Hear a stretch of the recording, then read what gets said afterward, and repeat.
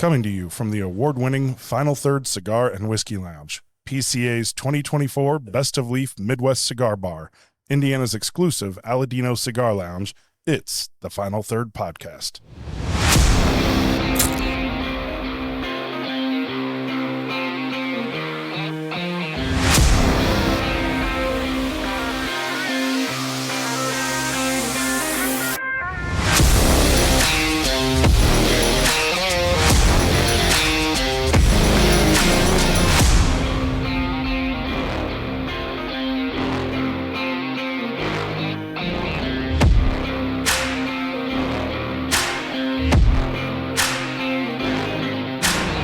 Welcome back to the Final Third Podcast. I'm Rob. I'm Will.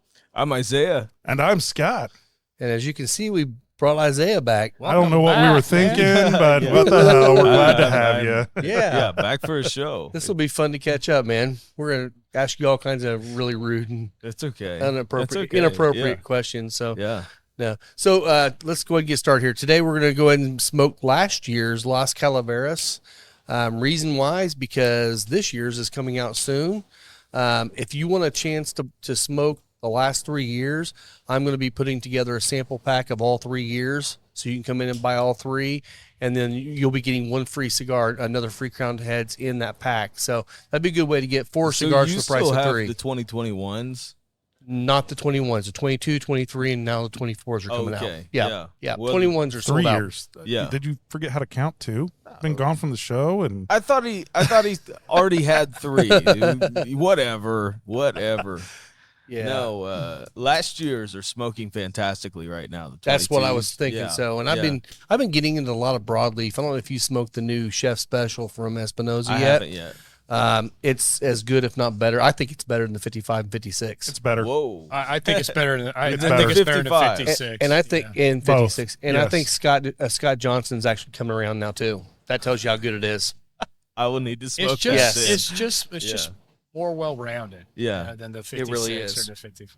That's cool. That's true. It is. It's got a lot less of the aggressive chocolate, which just adds to the balance. It's still there, which is It's what's still great. there. Oh my gosh. It's there, but it's just not like crazy. Yes. Cold draw on this thing is just It's like chocolate. Raisin Bran for It's, me. it's chocolate to raisin me. and fig and It's a little bit of a cinnamon quality, Yeah. like almost a baking spice quality in the. if there was a such thing as chocolate raisin bran, that's what I'd be getting. I think that's true. Yeah. Man, that's so good. That sounds good. It kind of does. Chocolate doesn't it? raisin bran? Yeah, why Just Why chocolate. does this not exist? Cocoa pebbles and raisins. Let's go. So it took us a total of 2 minutes to start talking Not about even food. Well, Yeah. It's true. Hey, by the way, everybody that's been out there asking, we got in the big dog lighters, these cutlasses. This is the one that's been on our table for a few months now, and everyone keeps asking about them. It's the big 4-jet. It's got the straight cutter on the back, the 2 punches on the bottom, and then you also have the cigar rest on top. Great table lighter. So It's the Gerber multi-tool. it is the Gerber lighter. Yeah. So come on in and get them because we have a lot of them. So please come in and get Yeah, them. you've been talking about getting those for a while. Well, I've been waiting for them to get done. So they're in. They're Are they in. branded? They are. There you go. They got the logo on them. Nice. Speaking of the logo, I got to see the logo last night quite a bit. That's cool. Yeah, so I was at home and we had our big Independence Day party this week, and cleanup takes forever from that because it's funny enough, it's actually the firework mess. It just explodes everywhere. And I don't think anyone would have guessed otherwise with the rig that you're blowing up. out that's there. true. There was a few fireworks. So Janelle, sitting on the couch. How it's many like 8 sheets o'clock. of plywood were full of fireworks? I think we did.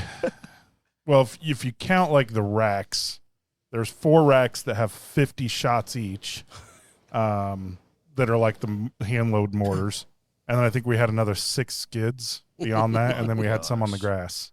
So yes, a lot of cleanup. I'm definitely bummed I missed it because everybody that has independently come to me and said, literally, that's the best fireworks show they have ever seen. It was had good. to have been insanely. Yeah, good. it was a good show. We won't be doing it next year. We're taking a year off from the party because it'll be Janelle and I's 25th anniversary. And you guys will be out of town, We're so gonna we're go to actually having a Europe. party at Scott's house Right, that so week. you can have the party if you want. Clean up after yourself. Yeah. Pay for the fireworks because I won't be here to do it. But yeah, it was a really, really good show this year. I think we had just over 1,200 explosions in 4 minutes for the finale. Nice. Yeah, Wow. yeah, the It's 1812 nuts, man. overture. It's just something about rednecks and fireworks. That's Yeah. right. Amen. That's right. Just being able to blow stuff up. And then, another thing rednecks like, racing of most any kind. Yeah. So Yeah. last night, after getting done with cleanup and everything, I went to the horse track over at Harris Hoosier Park. Yeah. And what did I see when I opened up the program? Final Third Cigar and Whiskey Heck yeah, I Lounge. saw Yeah. that. What did I see up on the big screen out in the middle of the track? Final Third Cigar and Whiskey Lounge. Did they And have my it between stupid every face- race? Your Dude, stupid it was face. well, yeah, because they got the podcast Oh, logo on gosh, there. Yeah. Oh, that's awesome. Yeah, yep. I didn't know they it was put it up in every race. Dude, it was just cycling continuously. Wow. It's cool. just part of rotation. You got a hell of a deal there. I think you did. I Thanks, think you Caesars did. and So- Harris. So because of That's that funny. support that they provide, obviously, they support this show and we want everybody to go out and have a good time. Yeah. They talked about the Dam Patch coming up towards the end of July. That's So right. that's kind of their big race weekend. It'll be packed out there. They'll have so many people out there watching racing. Yep, we're gonna try and do a show from out there, and yeah, and maybe get some some horse people on. That'd be great. Yeah. Yeah. Yeah. And so, Gene, we need to get one of those private suites for Yes. the podcast because I'm sure that place is going to be packed out. Yes, Yeah. yes, absolutely. We totally need Or one. our new studio space that they're going to be putting in for us over there. Hey, let's only hope, right? There's no way. Ain't no way. Oh well, Oh, you wait. Oh, yeah. Oh, yeah. you ain't been around much. We got some things to tell you. Oh, you got Yeah. It's So- been going a little crazy here with the Let's podcast. get It's some good whiskey. stuff. Yes, Let's we get need some to be whiskey. drinking. I mean, I'm drinking a little bit already, but this is we never call this out, so I'm going to shout it out real quick. Rob, you make really fantastic cocktails here. Thank we you. have Thank talked you. about your award-winning Seagrass Sazerac. Sazerac. Yep. Yep. You came up with this new one. This is the 470, which Yes. is kind of a somewhat of a blend between a Toronto and a Manhattan, correct? Yeah. Yep. And that's why you called it the 470, because it's exactly 470 miles between Manhattan and Toronto. Nice. So if you haven't had this yet, come Wow. in, ask Rob for is the really good 470. with Google. Yeah, that's true. That's true. But it's All a I had to great do is hit the cocktail. map, baby. No, it's actually good. It's just blending. You're doing the same thing as either a Manhattan or a Toronto, and you just add a quarter ounce of either the vermouth to the Fernet or vice versa. Yep. It's really, Pretty really tasty. good. Pretty Highly tasty. recommend. It Well, makes you're it very welcome to try it if savory. you want. Yeah, yeah. No, Yeah. I'm good. Thank Okay. you. All right, So, what are we drinking drink as far first? as bourbons here? What do we want to start with? Let's start with I would say start with the younger stuff, and we'll Okay. Maybe start with work the our white way dog. up. yeah. So Little I white dog in the brought. morning sounds good. I did a. It's 2. Oh yeah. This is a little later That's than true. usual. we have basically two things. We have a white dog and a 2-year product. It's not even commercially available yet. So this is not out for sale at all. They're still aging this. They probably won't release their bourbon until it at least hits 4 years. Gotcha. But Jackson's Purchase, it's in Hickman, Kentucky, which is the western part of the state. And yeah, I don't know. What do I do here, Isaiah? I don't know. My God. I would have just This gone around cigar the is court. smoking ridiculously good right It now. is really Yeah, they good. are.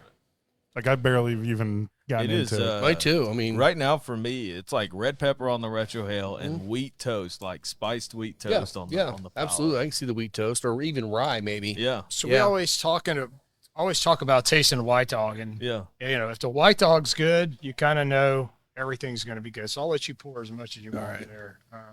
Do a little bit of this one. I'm just here. going to do a little taste of this. As they say, garbage in, garbage out. Good stuff Exactly. in, good stuff out. But this is proof down a little bit. This is coming in at no, it's still proof 148. Oh, good. Good. Okay. Oh, still Quite, And, quite the way to start off your day. So proof this down is- to it's 148. It's proof down from 160 This is to a true 40. white dog, and this is a mash bill of 70% corn, Man, Just do a little 20% bit. rye, and Let's just get that 10% malted butter. buttery butterscotch nose on it. All the Yeah. buttery butteries. A buttery, flaky crust. Mm-hmm. Ah, it's not super corny on the nose. Like, No, it's not. It's sweeter. Especially that proof. I unless spilled a you get your little on nose the really table, there. so I was just getting the texture of the feel of it. Yeah. I know it's, Not wipe. Make sure that's wiped off the table. That might eat right through that finish. At 148, just your hand's fine. It's fine. It'll evaporate on your we started hand. with I the feel other like Tommy stuff, Boy, but not the lower. gasoline. Exactly. I don't know, man. So like, if you take a little bit too and you rub it in your hands, It's got a nice soft feel to it for 148. It does It's got not. a nice soft on the I'm just palate. really impressed by this. Like, it's not just straight corn, Right. and it's not corn husk. Like, there's almost a floral element. You can to it. taste the corn, but it's a sweet corn. Yeah. Not sweet corn. It's a sweeter corn. Yeah. The finish on it is really floral, fruity for me. And It really I is. can't pinpoint it, but That thing is going to end high in the barrel.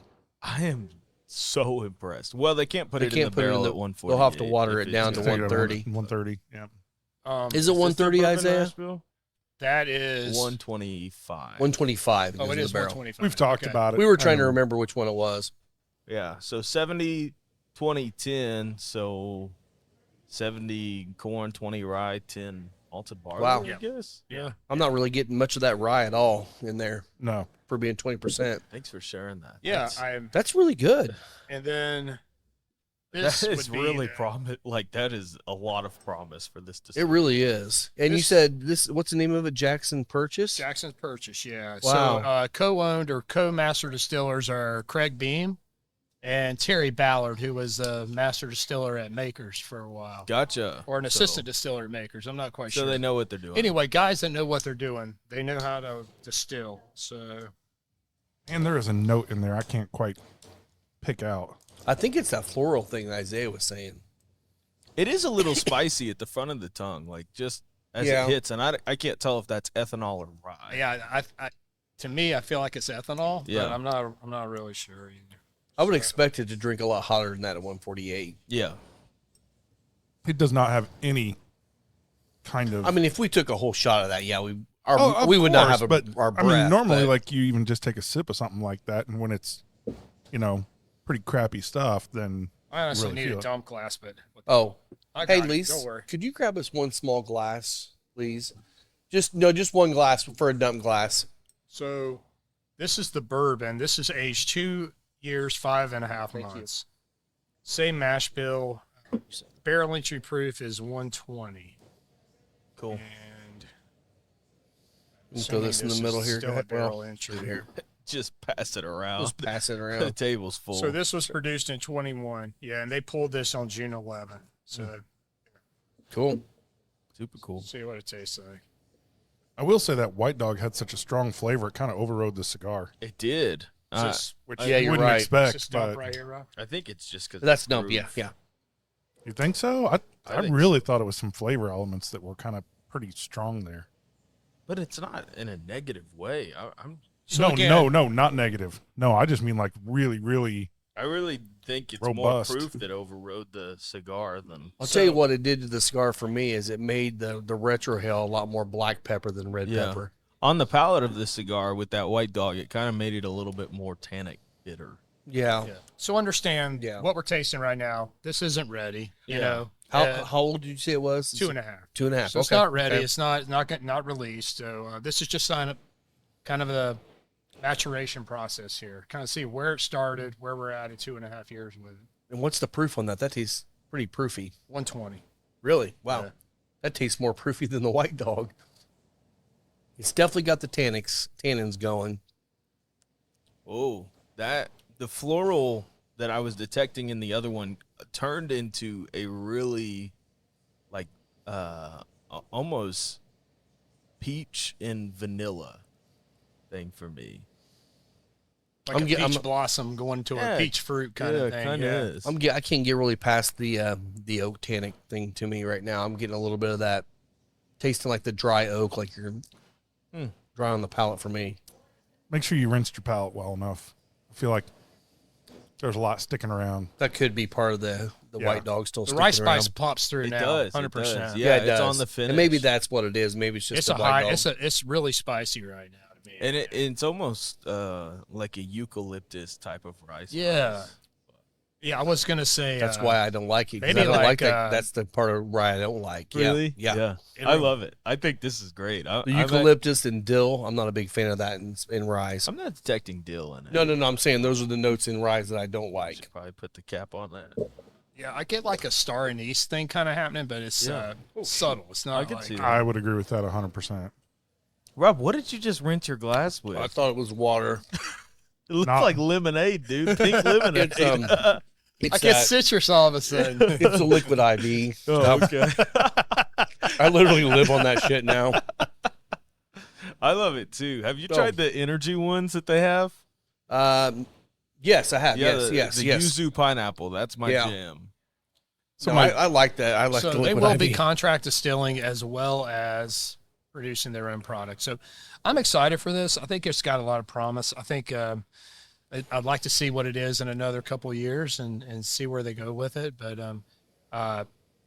see if they proof it down, see if they release it cast strength, see if they do single barrels. I'm not sure what they're going to do. So how did you get this? They just send it to you to Well, try on the show, or as, I'd hate to bring it up in front of Deshaun, I know, but Fred. I have these this crew in Kentucky I roll with, Minnick, he kind of sent me some stuff to try. So. who is this Fred guy you talk about? I've never heard of this guy. He just comes up with a lot of good shit. He just comes over and hangs out and sleeps on your couch sometimes. Yeah. Yeah, no, it's part of Club Marzipan. They sent us a tasting. I tasted it with one of our friends before, but I was in Iowa when they did the tasting, and I was working my butt off, so I didn't actually get. Well, we tease you because we love you. I know.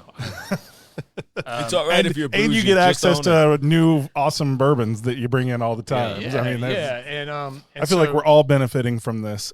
So this was just they wanted to get in front of some bourbon folks and bourbon geeks and see what we thought of it. Are they currently contract distilling, or is that something they're starting soon? They are, in the sense that you can buy barrels from them now. Okay. Yeah, it just seems like anybody who's anybody in the Kentucky scene is starting off contract distilling. I think after what Bardstown Bourbon Company did, like just being profitable day one because of contract distilling. Well, if you think about the cost of goods, and if you can get, let's say you get anywhere from $1,800 to $2,000 for new make, you're getting cash up front. Yeah. You need cash to lay down cash, right? Like you gotta. The distilling business is the most capital intensive. One of the most capital intensive businesses out there, and you can't have enough money. Yeah. when it comes to hell, even the boys down here at Moondrops have already contracted distilled for Alan Bishop. So Oh, sweet. yeah. Okay, finally got it. Mm-hmm. This is like spring walking through like the orchards. Like when you've got old fall growth that's just creating shit on the ground because it's all going away and all the blossoms are coming out. Yeah, this really tastes like poop. No. I'm telling you, there is an earthy element to this, an undergrowth element in here that is on the nose. I can see that. Yeah. Yeah. Sorry, it's blood in your No, you're face. fine. Oh. Very good. Yeah, like it's aggressively there. Not like peat, but like yeah. like undergrowth, like when you're just stomping around in the spring. Yeah. Well, so while we're finishing up that pour, I got a little gift for Isaiah as I drop it. I always drop shit on It's broken now. It's broken. Yep. It was It's a thought that counts. It was glass. Now it's Is this the glasses. gift that I know is coming? Yes, it is. So this is like full circle moment. I remember This is like before when we first met. This is what you wanted. There you go. there it is. The I crown literally heads. told him, you better give him that hat. He was Oh, yeah. want that hat. Yeah. Oh, that's the whole reason why I got it, because I knew that was the one he wanted. So My head's so big, got to put it on two. hopefully that wasn't a small hat, though. They're always. I'm glad you didn't wear a hat today. Now you get to wear it. There you go. There we go. Perfect. Yeah. Perfect. That's good. So yeah, so those on the podcast that don't see it, it's the Crowned Heads hat that is made in the Krispy Kreme logo. Yeah. And yeah. Isaiah, I mean, honestly, probably some of the first episodes you and I ever think did, so. we I had talked about mentioned that hat. This hat. So. That has a cult following, so they brought it back. Yeah. Kind of cool. Yeah, it You was got cool. the Bass Pro. I Yeah, do Mickey have a does. Bass Pro That's a cool one. one. Yeah. I have a lot of them. Victoria was going through my hats the other day, and she was like, "Do you really need all of these?" And I was like, "Probably." Like I probably do. Like don't let her get rid of everything. I think I have. Come on, Victoria. Probably like 10 Crown Heads hat. I've only ever given one away, and that was one of the Las Calaveras ones. It was a straight flat bill. I have hats like women have shoes. I mean, I have way too many hats. Yeah. I don't wear half of them, but there's like my go-to is probably 6.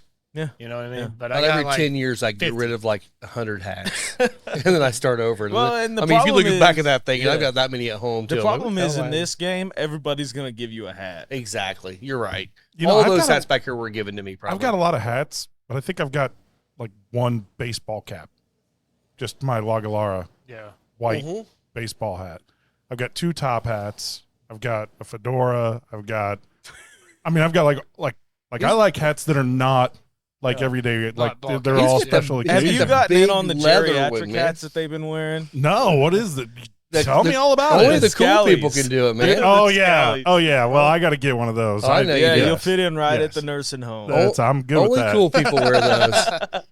You know, the young guys just aren't cool enough yet. Every time Everybody wants to knock the nursing home, but the reality is, I mean, you sit around and y'all get to sit around and hang out and I converse can't with friends and they feed you. Time that I saw Dr. J and his scally, and I was like, yeah, I mean, that looks like a old white dude that went to Ireland and Scotland one time. Hey, you wouldn't believe after I've been wearing them in here, how many people wear scallies in here now. Yeah, I know. Young and old. Boather's on it now. Boather's got him one. I saw it. He's had that one for a long time too. So. Yeah. Well, I'm just saying. I'm just giving people the license to go ahead and be cool at younger ages. Okay. So they don't have to wait until Mike's later. not here today because he's out working hard for Spencer Lee's. Yeah, he's at Daniel's Vineyard today. Daniel's I believe. Vineyard today. Yeah. He was at Metazoa yesterday. Yeah. Shout out to those guys. Yep, absolutely love the folks over at Metazoa, and obviously go check out. Yeah, and I've Spencer never been Lee's to wherever you can. I've never been to Daniel's Vineyard yet, so I want to really go. cool. Yeah, a lot of people talk about it. Yep. Big, it's big. You know, there's a lot. They have great wine. They have usually have some craft beers on tap that are pretty good. Not their own, but they have God, what's that one? 18th Street or 16th Street? North 18th. Yeah, 18th Street. Yeah, they have South some good, Bend, they have some cool I things think. from them usually. Yeah. Sometimes so. West. Yeah. Further. It's just north of Three Floyds. Oh, okay. Yeah. Highland or somewhere up in there. Yeah, something like that. Yeah. But I think Daniel's Vineyard is not for your hardcore wine enthusiast. Like they do a lot of sweet, a lot of fruited stuff. That's Indiana. But it is a great place to go for events. Sometimes they do live music. It's fun. Always something to do. Even if you're just looking for something to do at night, like hit them up or you have the day off, like go to Daniel's Vineyard. They have a good place for events too. Oh, yeah. So. All right, so what's up next? Which one we going with next? Which one's the higher proof go one? with I don't know. I can't remember what that one is. That's a rye. So maybe we go with let's do rye last. Okay. Because that one that's a lot going on with this that one. is a Knob Creek pick from 2018. It is it is 14.9 years old. Okay. Whoa. Yeah, this is an OG. I'm so sorry for your table, Rob. The old wax on these is just a mess. They're terrible. They're terrible. The newer stuff is a little bit more pliable, but this is god awful. And this was picked by the Beastmasters Club. I have no clue who they are, but I thank you to whoever got this for me, or maybe I bought it off of you or something, but I found it at the back of a cabinet and wondered why this high age Knob Creek pick was not open. So I brought it today. Sweet. Well, so if Nice. anybody out there's in the part of the Beastmasters Club, we're about to test your palate out. Privately select. The interesting thing, too, on some of these older picks is it kind of and this is 6 years old, so take this for what you will, but it kind of does give a kind of a reading on what the palette was like back in 2018. Like, this was the best thing that they had that day. I hope. Let me put on my wife's readers and There you see go. what I can read. Man, you look pretty. Double barrel part 2. Yeah. Warehouse Oh my W, God. 4th floor, rack EE. And it's a Oh my- picture of a beaver. I don't know what that has to do with the Beastmaster, but I don't know if that's the liquid IB coming through. You wouldn't call a beaver a beast? That is the depends on the beaver. fruitiest. Exactly. I want to see what you think of yours. The nose on it's the fruitiest I don't know nose. where we're going to take that one. Whistler nose. But This is the fruitiest nose on a whiskey I've ever smelled. If it's not the glass of the liquid so IV. this is that signature, at least for me. What I call it is like red licorice, red Twizzler. Yeah. Candied cherry almost. Yeah. Oh yeah. Oh my goodness. Wow. That is almost sweet enough just on the nose that I feel like I've got sugar in my mouth. You literally put an orange like- peel on this little That's simple. You got an Beam old fashioned. profile to me. Like Yeah. I don't think of this when I think of Beam. Like No, but that's why I love these things. That is so good. Yeah, this is like one of the better ones. I'm serious, man. A quarter ounce of simple and an orange slice on the side of this thing. It's an old fashioned in a glass. And it's just like the oak tannin hits you right in the finish, and it's just a little bit dry. but in not almost so much. 15 years, it's not tasting over oaked at all to me. Mm-mm. No. Just a nice oak. So That's good. Wow. thank Long you finish. to the Beastmasters. I don't know who you are. I don't even know if you're a local club or. I don't know if you're still alive at this Yeah, point. I don't know. oh, citrus all day, man. It really is. citrus all day. Citrus What- on the what is palate, that? yeah. Beautiful though. No citrus at all. No, Vanilla there's bean. vanilla, ice cream, a little butter. That's a throwback joke. haven't I'm made not fun of- sure fun of him in a anybody will while. get it. Yeah. All you have to do is ask us. We'll tell you. Yeah, you have to come in and ask, Uh-huh. though. They're not going to say it on the podcast. Wow. I That's can't very believe how nice. citrusy that is. That That's- is It really is very- weird for a bean. Yeah. It's crazy how it goes from super candied cherry on the nose to that Yeah, citrus that on is the palate. not on the palate. Yeah. No. Yeah. That's And there's good. still that, like, peanut thing. Like, that peanut is definitely in there. Or maybe it's more of a pecan.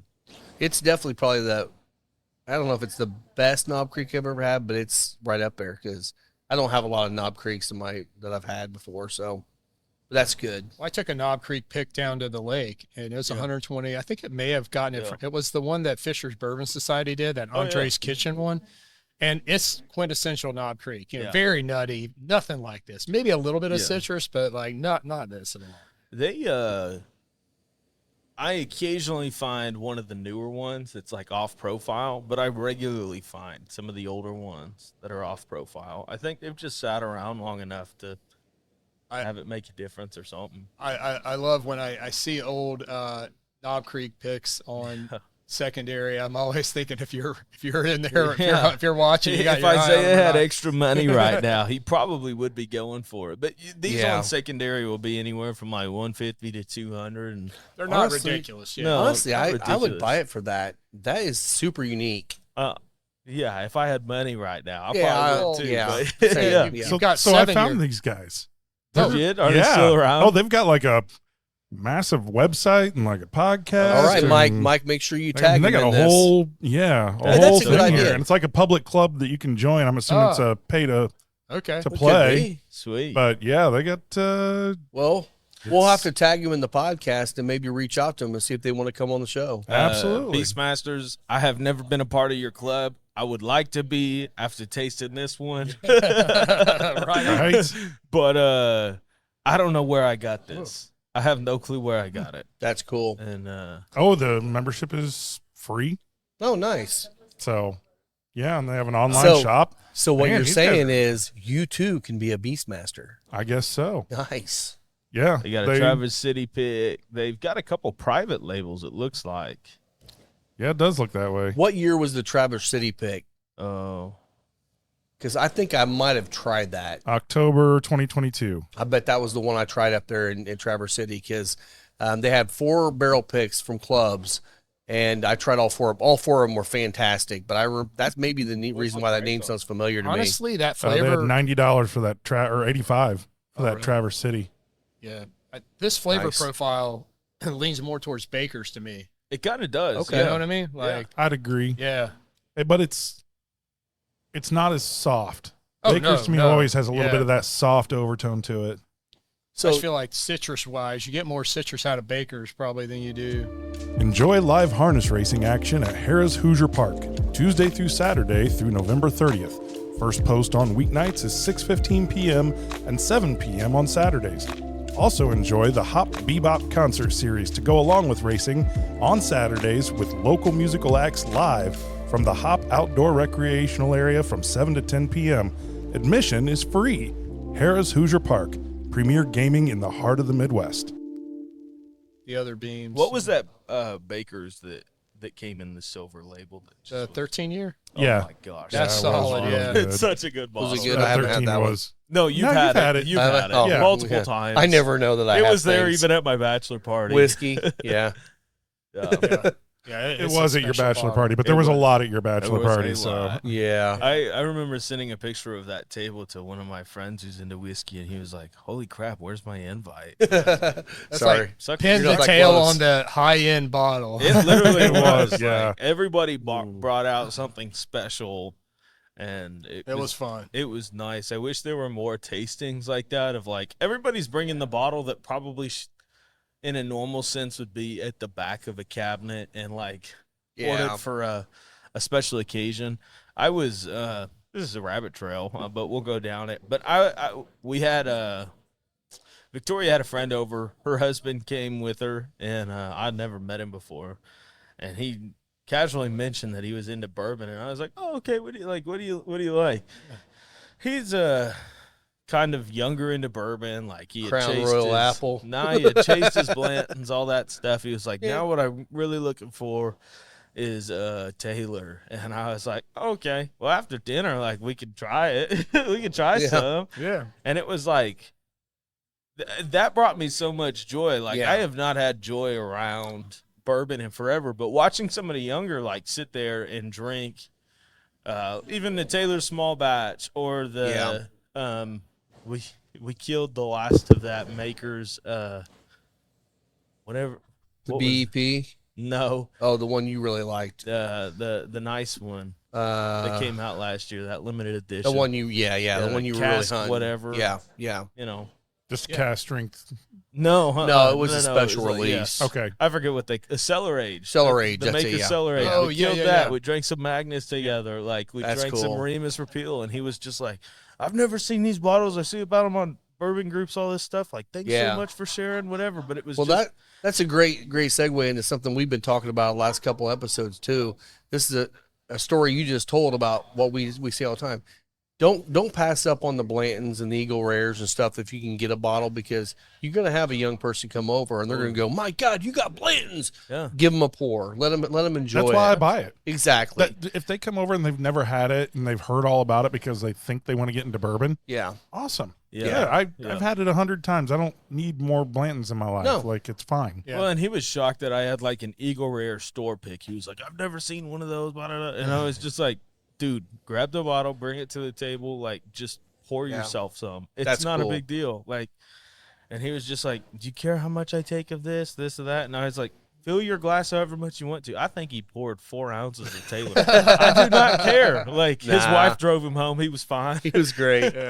He's like, "Can we go over there tomorrow?" But it was kind of one of those things of like, I remember the joy of first being into bourbon, going over to somebody's house and them doing that with me, and I'm like, "Oh, I got to try this, got to try that, got to try that." Like, I don't know when my next opportunity will. He was kind of the same way, kind of giddy about it. That's it was cool. Super fun. So I went to Buffalo Trace on the way down to the lake to Did Tennessee. you get stuck with a Sazerac? Yeah, no. And on the way back up. So on the way down, we hit them both on Friday. So on the way down that Friday, there was a line. We got in line, and I'm telling you, there's so many staff members there now at Buffalo Trace. That line moves like lickety split. awesome. You're not in line more than 10 minutes.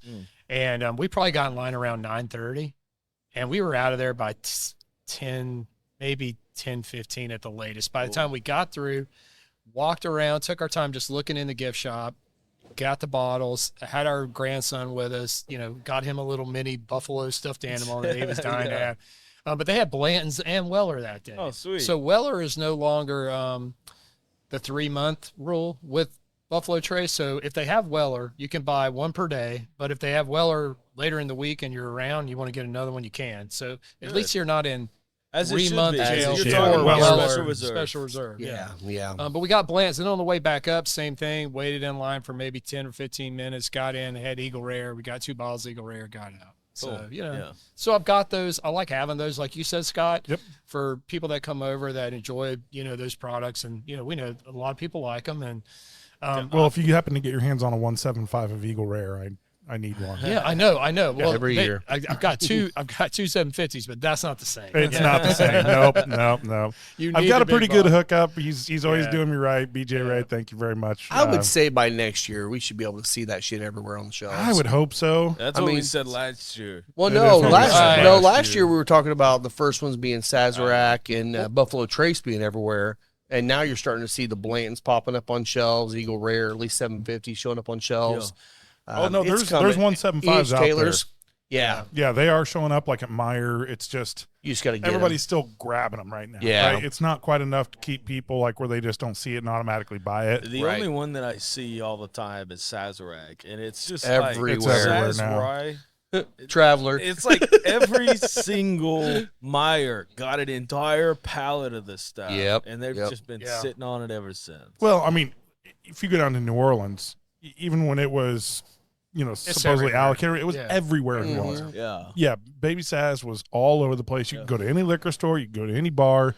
That's what they made their Sazeracs with. See, It and was that's just why I standard. think they're Sazerac. That's why I think the Sazeracs aren't as good, most of them in New Orleans, because they start with Sazerac rye, I'd agree. and it's not the best rye It's for a watered down Sazerac. by You're That's cocktail. how lucky it both tastes. are isn't here. He would defend that Oh. hard.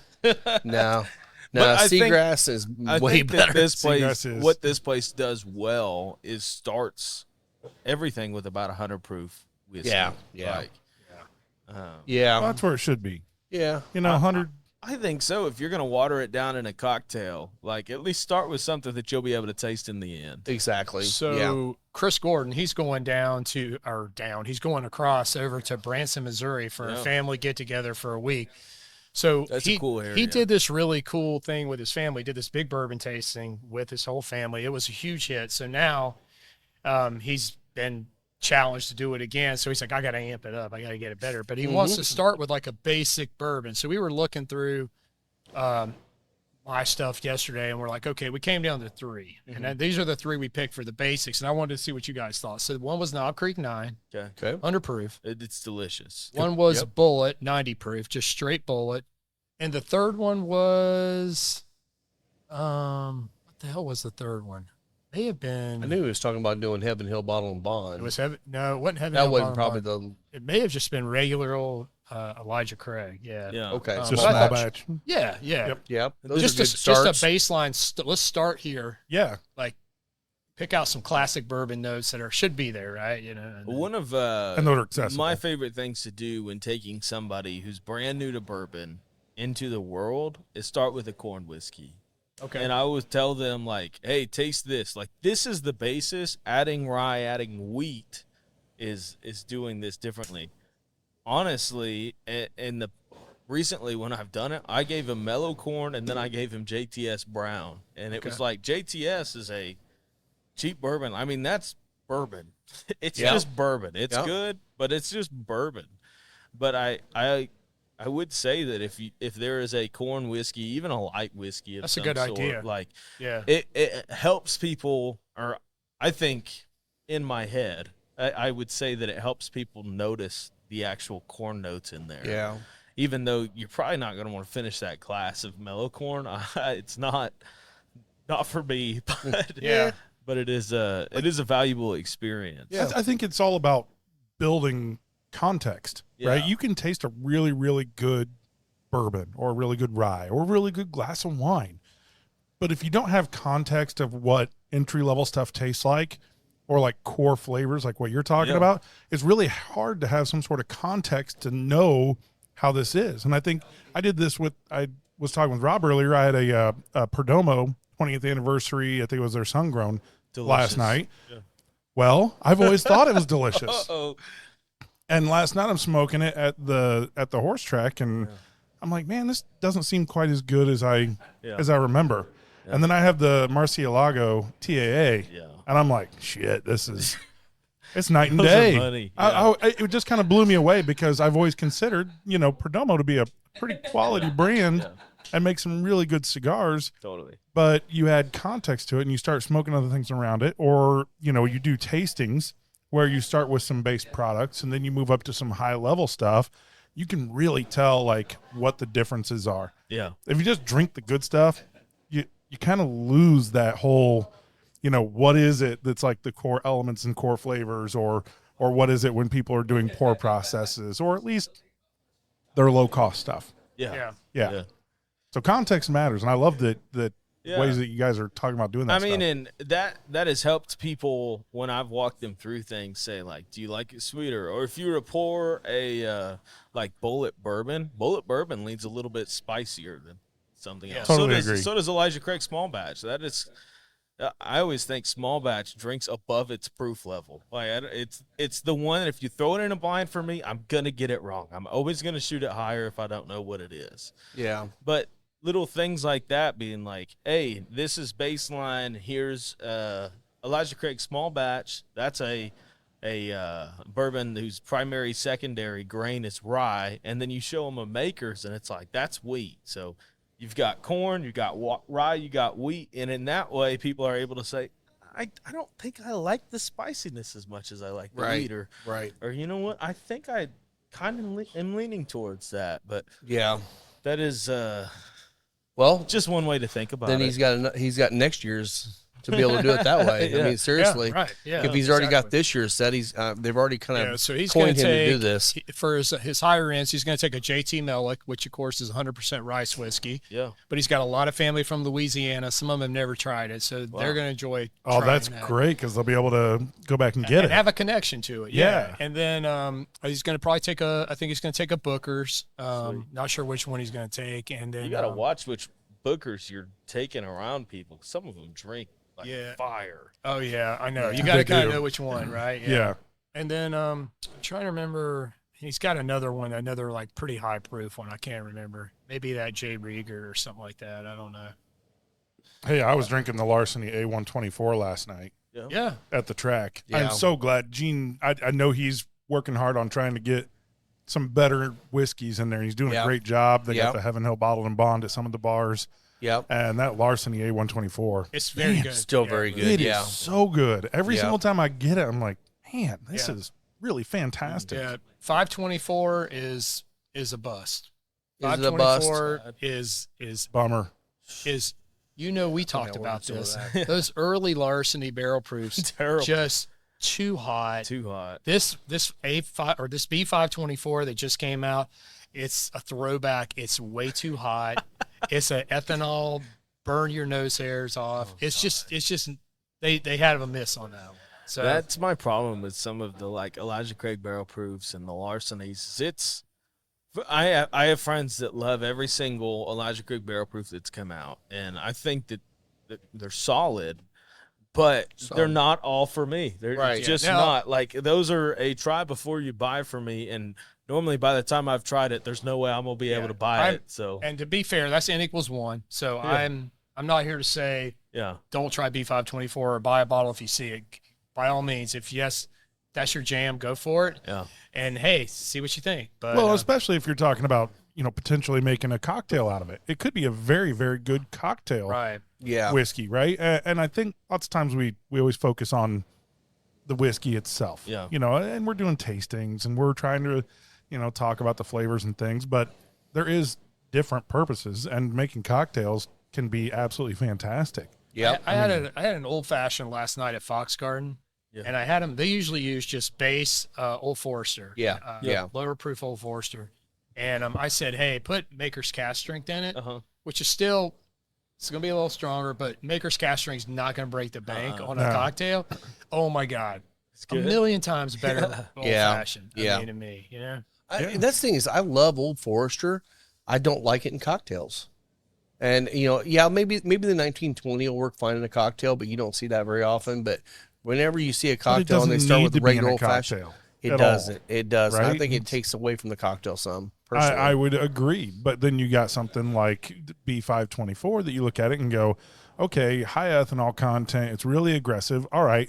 What cocktail do I typically mix in? And then you kind of tend to lose the bourbon a little bit because the mixers can overtake it. Maybe this one stands up, and really brings out the whiskey in a cocktail that traditionally doesn't have it as aggressively. Yeah, so for me, like a cocktail that I would probably do that with is something that leans into the bitter or the more herbal notes. Like, I think about a Boulevardier or the Toronto. Well, Manhattan usually does rye, but I could see a blackberry smash or a blueberry smash, something like that, some sort of berry smash with it. But something that you're actually adding other flavor to. Yeah, make an old fashioned with that.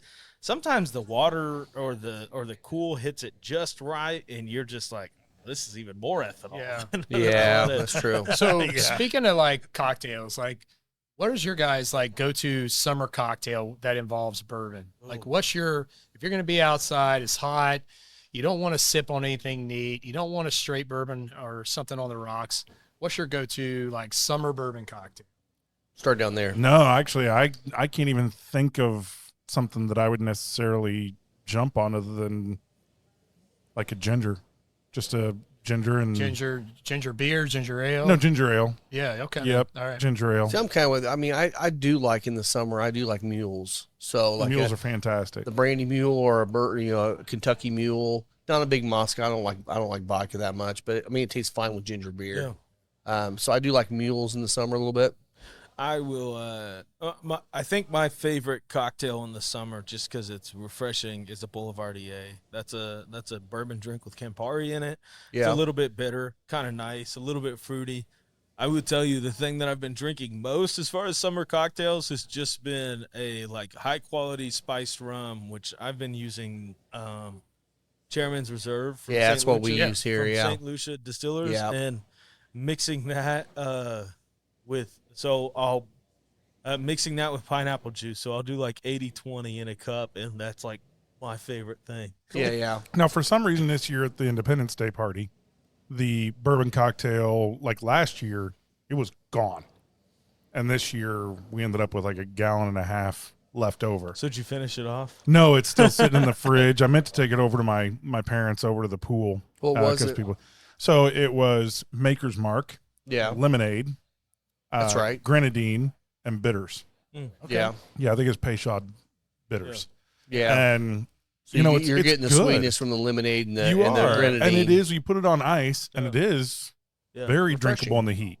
I'll tell you one that I know Tam drinks a lot of, and it's the Starlight Blackberry whiskey with lemonade. Blackberry lemonade, and it's a great summer drink. What's yours, Will? I do tend towards long drinks in the summer. Like there's something about not having a whole lot of proof, especially if I'm sitting outside on the back porch. Yeah. What about you? Gold Rush. I like Gold. I like a Gold Rush. Gold Rush. Is probably there. And then I've been playing around. We've got a ton of ripe peaches at home. Gotcha. So I've been playing with peach smashes, just trying to play around. There's so many different peach smash recipes. You should make a peach syrup. A peach syrup, okay. Yeah. That's a good do like idea. a simple peach syrup with peach. Just cook it down. Yeah. That would actually be good. It's like you've got all these ripe peaches, like, okay, either got to eat them, I got to cook them, or I'm going to drink them. So I'm doing that. I've also had friends that'll shove peaches just into a bourbon bottle, and like if you like the bourbon decent and you just shove fruit of whatever kind in there, it's like steeps over time, and then you get the peaches out afterwards, and you're like, there's the alcohol. These ripe peaches are so damn sweet. It's almost like you don't even need syrup with it. I know another one that I've had here recently is, I love old fashions. I like playing around with them, making weird, different old fashions, and lately I've been just doing 2 ounces of bourbon, a little bit of my zero sugar simple syrup because I don't drink the regular simple anymore. And then I just do orange bitters and orange peel, and just do just make it just citrusy, and it makes it a nice brighter cocktail than the. What bourbons are you typically using for that? Honestly, usually a Heaven Hill. I mean, honestly, JTS Brown's great. Yeah. In a cocktail, it's probably better for a summer cocktail because it's a little lighter. But I can't get past Heaven Hill Bottle and Bond in a freaking old fashioned, man. It makes a perfect old fashioned. But you're using one that has a lot more of those darker, more of those like brown sugar-esque nutty notes, and then adding that like kind of floral citrusy topping. So that makes a lot of sense. I think if you do that with something like Barrel Vantage, it might be overload, but something with could be, but it could be good. I mean, it could be very good. I mean, see, in the summertime, bourbon isn't always my first go-to when it's really hot in the middle of the afternoon. Yeah. I really like Tom Collins. I love those. Yeah, I like them too, and I remember drinking them when I was young. Like gin lemonade. That's dude. it. That's Yeah. all it is. lemonade. It's gin and lemonade. I mean, it's simple and it's super refreshing. Yeah. And even if you're not a gin fan, Yeah. if You you don't get the taste the right gin, gin, yeah. if you just got to get the right one. Get a right? citrus Get a gin. citrus forward gin. Yep. and you're Yeah. good. Absolutely. And I will tell you, like, my favorite gin for drinks like a Tom Collins has been the Kirkland Signature gin. And Really? now There I you like go. I do like gin. Yeah. I do like gin. I will say that. I do So, too. It's not for if you want something that's more citrus forward, Uncle Val's. Uncle Yeah. Val's is going to be the gin for you. But if you just straight up like gin or you're going to put it in cocktails, the Kirkland Signature one, I don't think you can beat it. I'll tell you, two of the most unique gins. I shouldn't say unique. Starlight's gin is definitely more citrus forward, and it's actually a nice citrusy. Yeah. But the one we had down 8th Day on our barrel pick, Oh yeah, that was really good. they had all the botanicals in there, and they also Yep. they added anise to it, so it gave you almost a little bit of absinthe kind of note. I really like that in a gin too. So I've got a Starlight gin that's the 7-year aged. It's 100 proof. Oh. And it brought out a lot more of the like black pepper notes in it. It's great on its own. It's also fantastic in cocktails. And Like, they're aging that in barrels too, so they're getting a little bit of color to it too. yeah. I mean, it comes out lighter than a whiskey. Sure, but they're not charring the barrels though. I don't think, are they? I think that they're just using used barrels. Used barrels. Okay, that makes Yeah, sense. I know. Like Rabbit Hole, they do a barrel aged gin. They don't Yeah. distribute it. If they do, it's very, very limited. They Yeah. don't. That's not their main. Like they're not pushing it to distribute it. You can get it at the distillery. I've tasted it there, Yeah. and it's a phenomenal gin. Yeah. But a Gold Rush, if you swap the bourbon for gin, you end up with a bee's knees. Yeah. Also a fantastic So, cocktail. so tell people the recipe on that. It's super simple. So I think it's 2 ounces of your spirit, either bourbon or gin, which determines the name. I do a ½ ounce of honey syrup and a ½ ounce of lemon. juice. Shake it. Yeah. Anything with juice, like real juice, should be shaken. It gets a little bit frothy, a little bit foamy. Yep. Double strain it. It's fantastic. Normally you don't serve it on the rocks. You're more than welcome to. Yeah. Whatever you want to do. Well, and that's a good point because that's the one thing that I've read, and I think you just said it too. With when you're adding citrus juice of any kind, you should shake it because the acids and stuff need to be shaken to get that kind of frothiness going. It's If you really just nice stir texturally. it tastes like you're tasting each individual ingredient as opposed to shaking it together. Yeah. It really does. It's It something gets a different. little bit frothy, a It little does. bit Yeah. foamy. I like it. Another great bourbon cocktail that I've had at Fox Garden because they make some excellent They cocktails do. there. They do. They make a New York sour. Oh, that New York sour is the best thing they which make is there. The, Oh, which is a true to form sour Yeah. with the egg whites froth. Yeah. And the New York sour, they do a like a Cabernet Sauvignon floater on top. Yeah. Oh, it's Now, it's I haven't had that exquisite. there. I man. will tell you, I've been there a couple different bartenders. Again, every bartender does things differently. If you get Courtney, get the New York sour because hers, the Cabernet is separated. It's floating on top of the meringue on top, and It's it's an art. perfect. It's a work Some of art. them will mix everything together and it just becomes this kind of purpley cocktail. Yeah. It's okay. It's not what you want. When it's separated like it. Oh, so freaking You want good. it to float. You want the cab floating Yes. on top. So yeah. my sour at home, I would do a typical sour recipe, which is lemon simple. You're doing a dry shake with the egg white, then you put in your spirit, all that deal. My favorite thing to do as a floater is just Angostura bitters. Yeah, And that's it good is- too. It's fantastic. I'm gonna have to try that. I haven't done that one before. You should. So Yeah, I you will should. say another thing too. you gotta go hard on the dry shake. On Oh it. yeah, Yeah, yeah, you yeah. do, yeah. Like, do when, not play with when it. you're talking One about of the easy ways to do that, by the way, is on your strainer. Yeah. Like if you've got an actual real bar strainer, Yeah. take the spring off Oh, of God. it Yeah. and put that in It's just extra because then it agitation. acts like a whisk while you're shaking it. That's Yeah, it just That's true. agitates Yeah, it. yeah. I was gonna say, could you use a milk frother? You think? Or I'm sure you could. Yeah. You Yeah. probably could. Same effect. maybe froth Yeah. it up. or It you doesn't know look those as nice. shaker glasses. You could probably throw that little ball that's a metal ball in the bottom of your shaker and do the same thing. Probably do very yeah. something similar too. Yeah. So Except for a talking little about metal ball with, if you got glass on the other end of your shaker. it depends if you're using a metal shaker or not. It's I've got So, metal at the house. I got a metal Yeah. shaker too. I use metal and glass. So one thing I will say, since we're talking about cocktails right now, if you're making honey simple, It's not half and half. It's not. You need a little more honey because the water will water it down too much, and you just get a watery honey. It's not very good. So I usually do about 3/4 to 1/4. So I follow a. It was in a cocktail chemistry book that I had read, and they said the point of making a honey syrup is just to make it pourable. Yeah. So they would this book literally said pour as much honey as you'd like to use, and then dilute it with hot water until you can pour it out of your still going to coat the glass, jigger. but it's not going to be running down the glass. Yeah. So and by that, I can't tell you how to make it. I literally just eye it every single time. Yeah. and You know it when works. it's right. Yeah. Well, I got to say, when it comes to cocktails, I'm super excited about our group that's going down to Orange Beach in the fall. Yeah. Because there's the Wolf Lodge down there, restaurant, or Wolf Bay. I think it's Wolf Bay. And their blackberry bourbon smash is pretty much become my favorite, one of my at least top cocktail. 3 or 4 bourbon cocktails. Oh, yeah? Wow. Seriously. I mean, they just... I may have to start playing around Mary with that down here. there, she just crushes it. And normally when you get those, it's like all the berry comes through and the bourbon doesn't. Well, and the thing that bothers me, especially with a blackberry smash, is if they haven't double strained it, you end up with all the little seeds. Right, exactly. That, Which that there's bothers none me. of that. Yeah.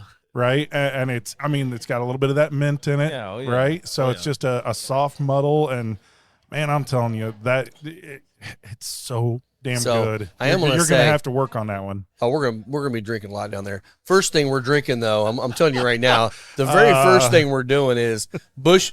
I don't think you understand how much I drink. Exactly. The first thing we're doing, though, is we're taking Bushwhacker to have a Bushwhacker. Oh, absolutely. Oh, yeah. So you guys know Will and Liesel.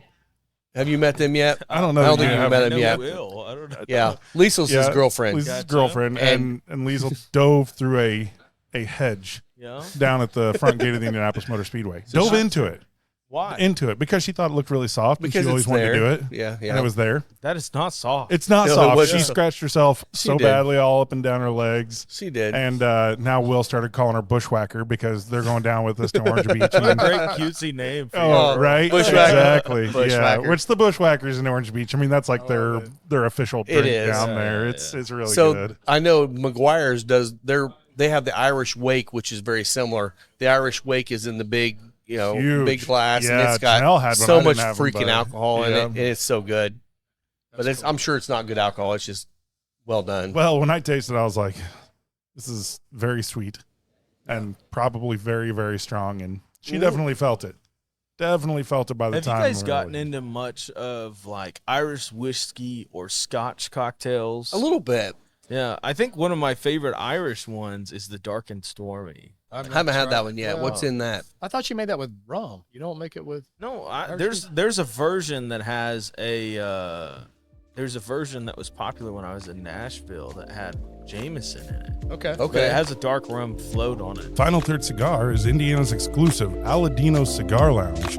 Come to Final Third for a selection of over 20 different Aladino cigars, including the Cameroon, a wonderful cigar with nice light flavors. Make sure and visit Final Third, the Aladino exclusive cigar lounge for Indiana. I did the Harris read-through one time. One take, Scott. One take. Oh Yeah, my good gosh! for you. Good So, for you. yeah. And there was tongue twisters in that. There one. I'm was, like, damn. right. The hip-hop, bebop, whatever. Yeah, whatever the hell. Yeah. It worked. Yeah, It worked. yeah. That's funny. That's Yeah. funny. Yeah. That was cool. No, there's another one. What's it called? It's a Scotch cocktail with amaretto. And that's all it is. Yeah. Equal parts, and it's like a very popular. What's the name of that cocktail? God dang it! It's one of the biggest Scotch cocktails out there that people order, and I made. I'm like, I don't yeah, know, it's man. pretty good. I've always Scotch. I've not done a lot because it's like, what are you gonna do? Blended Scotch? I don't know. It's not my. I mean, jam, though. Well, honestly, one of my- most of them you have to do space side. one You of- can't really. I mean, you Wait, can, what are what's one of the most standard everyday blended scotches? There's a couple of Monkey them. Shoulder is Johnny probably Walker, the right? most popular. I would, yeah, I'd either say Johnny Walker or Monkey Shoulder. Monkey Shoulder Yeah, looks Monkey a lot Shoulder. better on the bar.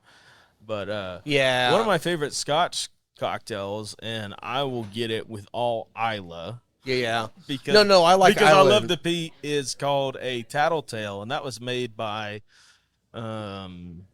Sam. I forget his last name, but he's at Milk and Honey in New York City. It's his own specialty drink. I've never been to New York City. I found this cocktail, but You're not missing much. yeah. But New but York it's City. it's lemon. They make great simple. It's normally supposed to be a Highland or a Speyside Scotch as a base with a super peated Isla float on it. Ooh. But what I'll do is a blended Scotch, like peated Scotch base with an Isla float, and when I want the campfire in my mouth, that's the cocktail for me. Yeah, I have definitely come around to peated scotches. Yeah, I'm glad. I'm glad. I have come to the dark side. It takes a while. Yeah. It does take. If you're not immediately into it, you got to kind of work your way into it. And there's some good ones out there you can start with that get just a hint of peat and then work your way up. But yeah, once you get going on it, it's kind of hard to back off. It really is the good ones. Yeah. I still think one of my favorite peated scotches are any of really a lot of the Bruichladdich stuff. Like they do no wrong for me, especially Octomore. Octomore, if you can afford it, if you can afford to pour, or you're just treating yourself, like fantastic. But Lafroig 10 cask strength for all of time is probably my favorite. So good. Yeah, the Lagavulin cast strength too. I really like. I don't think I've had that. Yeah, I had that down in Kentucky. A friend of mine pulled it. I said, "You got to try this," and it was amazing. I'm sure I'm butchering it. Everybody in Scotland will think I'm an idiot for all of our Scottish listeners. But the Céol de Isla, Yeah. I don't know. Yeah. If that's I don't know how say you it, pronounce it either. but it's Yeah, really, just really good. Scott reaching back to his Mexican heritage. Exactly. Yeah. No, the one I was talking about was the Godfather. The Godfather. There you go. Yeah. Hey, And really- there's Bushwhacker. There's Hey! Yeah. So the Godfather. It literally is just Scotch, amaretto, and then a couple shakes of the Angostura bitters. That sounds nice. It's pretty nice. That's not bad. So let's right. let's talk about some other stuff here. First of all, something drives me nuts about this time of year. I'm not a big baseball fan. Okay, it's fine. I don't think anybody is. I like some playing. people out there, but I whatever. Watch the playoffs, that kind of It's thing. fun to go to a game. But like right now, I like golf, but nobody's playing pro golf except for the bottom like 150 players because they're all waiting for the British Open, right? So Right. they're all. I think they're playing in Scotland next weekend, and then the Open after that. And there's nothing. There's no sports. There's like not a damn thing on right There's now. baseball, and then there's Indiana Fever. That's That. it, You know what? That's a great call out because the Yeah. Fever. They don't play as often as like the NBA plays during their season. They're killing it. So But they are their first rookie triple double ever for Caitlin Yes. Clark. Yeah. last night, and they came back and beat the best team in the league. Yes, they did. That was they're awesome. finally getting together and making it work. Now But it's 94 days until opening day. Of that's what the matters NHL. for Yes. hockey. Yes, there is of course auto racing on right now. Yeah. IndyCar's on at the moment. Yeah, and, so there's that going on. I'm actually leaving the Wednesday. Brickyard's in what, 2 weeks? I think 3 so. weeks? Yeah. Yeah. I'm leaving Yeah. Wednesday for Iowa. Going to go to the High-V IndyCar race. This will cool. be the Okay, third consecutive. So they're going to do they always do a doubleheader, night race on Saturday, and then they race something like 14 hours later, Yeah. which is awesome. Yeah. Well, and I think we're Yeah. 2 weeks away from training camp starting for NFL. We're getting there, but this like 2 week period, maybe 3 weeks, is a lot. brutal. And then we got the Yeah. Olympics coming up in We a couple do of have weeks. the Olympics coming up. They're just finishing up trials, Yeah. across the board. They had the swim trials here in Indy, and I saw the track and field And those are always trials. fun Yeah. to watch, even if you don't care about sports. Yeah. Oh, There's enough absolutely. going on that it's fun to have. Hey, come Especially on! in You the can watch pool. Simone Biles all day long, Well, right? That girl's incredible. She's incredible. But in the Yeah. pool right now, we have a ton of kids in the central Indiana region that are actually going to be in the Olympics. There's like 6 or 8? Yeah. Something like that. Crazy. Swimmers, that one girl, she ended up breaking the world Indiana, record. We're known for our water. Exactly. There's water It's everywhere. it's limestone. Right. It's the limestone shelf. Limestone shelf. Yeah, I think I heard it was something like since we've had a diver from IU in the Olympics every single Summer Olympics since like 1964. Wow. Crazy. That's cool. Something like that. Good for Yeah, Indiana. Like 50, 60 years. There's something in the water over at Carmel. I don't know what it is. Oh man, there's a Those lot kids- of kids. money. Those That's kids what's in come the out water. of Steroids. Steroids. They're just dumping bucketfuls of steroids If you're- into the if pool. you're It's born in- fluoride. It's turning the freaking frogs If gay. you're born in, if you're born in Carmel, you come out of the womb swimming. Yes, Yeah, you do. that's Yeah. for Breaststroke. Throw 'em in, baby. Yeah. Yeah, man. Well, an okay, Alex so I do Jones know breaststroke. Will's got Nice. something he wants to Yeah. Yeah. show to the whole podcast. Okay. And by the way, this is might be one you guys want to see on YouTube. Oh, did Yeah, you get a I'll see tattoo if as I well? can bring it out. So He didn't get a tattoo yet. I'll bring box number 1 here first. So we have this. You're going to talk into the mic there, Will. Yeah, I sorry. won't hear it. We have this. We started this whole saying. So if you know the movie Major League, you know that Pedro Serrano was like one of the characters who always prayed to Jobu, Absolutely. the voodoo god that gave him the strength to crush home runs. If you don't help me hit curveball, then Yeah. fuck you, Joe. Fuck you, Jobu. Yeah, I don't think I have it even on the board. We have Yeah. we do have Oh, it we on the do? board. Yeah, I don't know. I somewhere. got to find it there. Here, we'll go through them. No, I don't think I have it anymore. No, I Maybe think Mike Mike replaced took it. it off. Yeah, But yeah. so I thought it'd be funny if we got the Jobu doll and had it on the podcast just as a regular stand-in, so we could always go to. It's the shrine. So I got the first Jobu, and this is how the package came. Oh wow. So I'm like, oh, this is not gonna be Jobu good. was not happy So that then we I were looking opened at the box. some Look at the box. disrespect there. Then I opened the box, and this is how it is. I'm like, man, this is not good. Uh-huh. Then I open it again, and I've got this, and then I get gosh, it's gonna be Jobu. everywhere. I'll bring Jobu out. Oh, dogs seen better days. Jobu. The Pedro Serrano locker was like this, Yeah. and Jobu is literally broken, Oh, man. Oh my. We're gonna, broken into pieces. Oh, ouch. I think that one should be. In we're the gonna podcast. we're gonna official. glue that one together Yeah. just wrong, you know. Jobu's all broken. His arm's missing. So we've got. This is what I call. This is the true Jobu curse, right? Yeah. Yes, Getting Jobu yes. like this. Yeah. So I now have. Is he a bobblehead or just a statue? Just a Just statue. a statue. So I now from. big enough. So yeah, now you Shout out to Clark Toys because I emailed them. I'm like, hey guys, come on. This is what I got. They never responded to me. Do you want a knife? Never said a word. Yeah, I'll take a knife. And they sent me another one. So we're going to open this Cool. now and Nice. see So where we're gonna we're see at. if this we one's got any our better. The box is in Online. good condition. Yeah. it's actually an unboxing right here. Yeah. Welcome back to Unbox Therapy. Yes, exactly.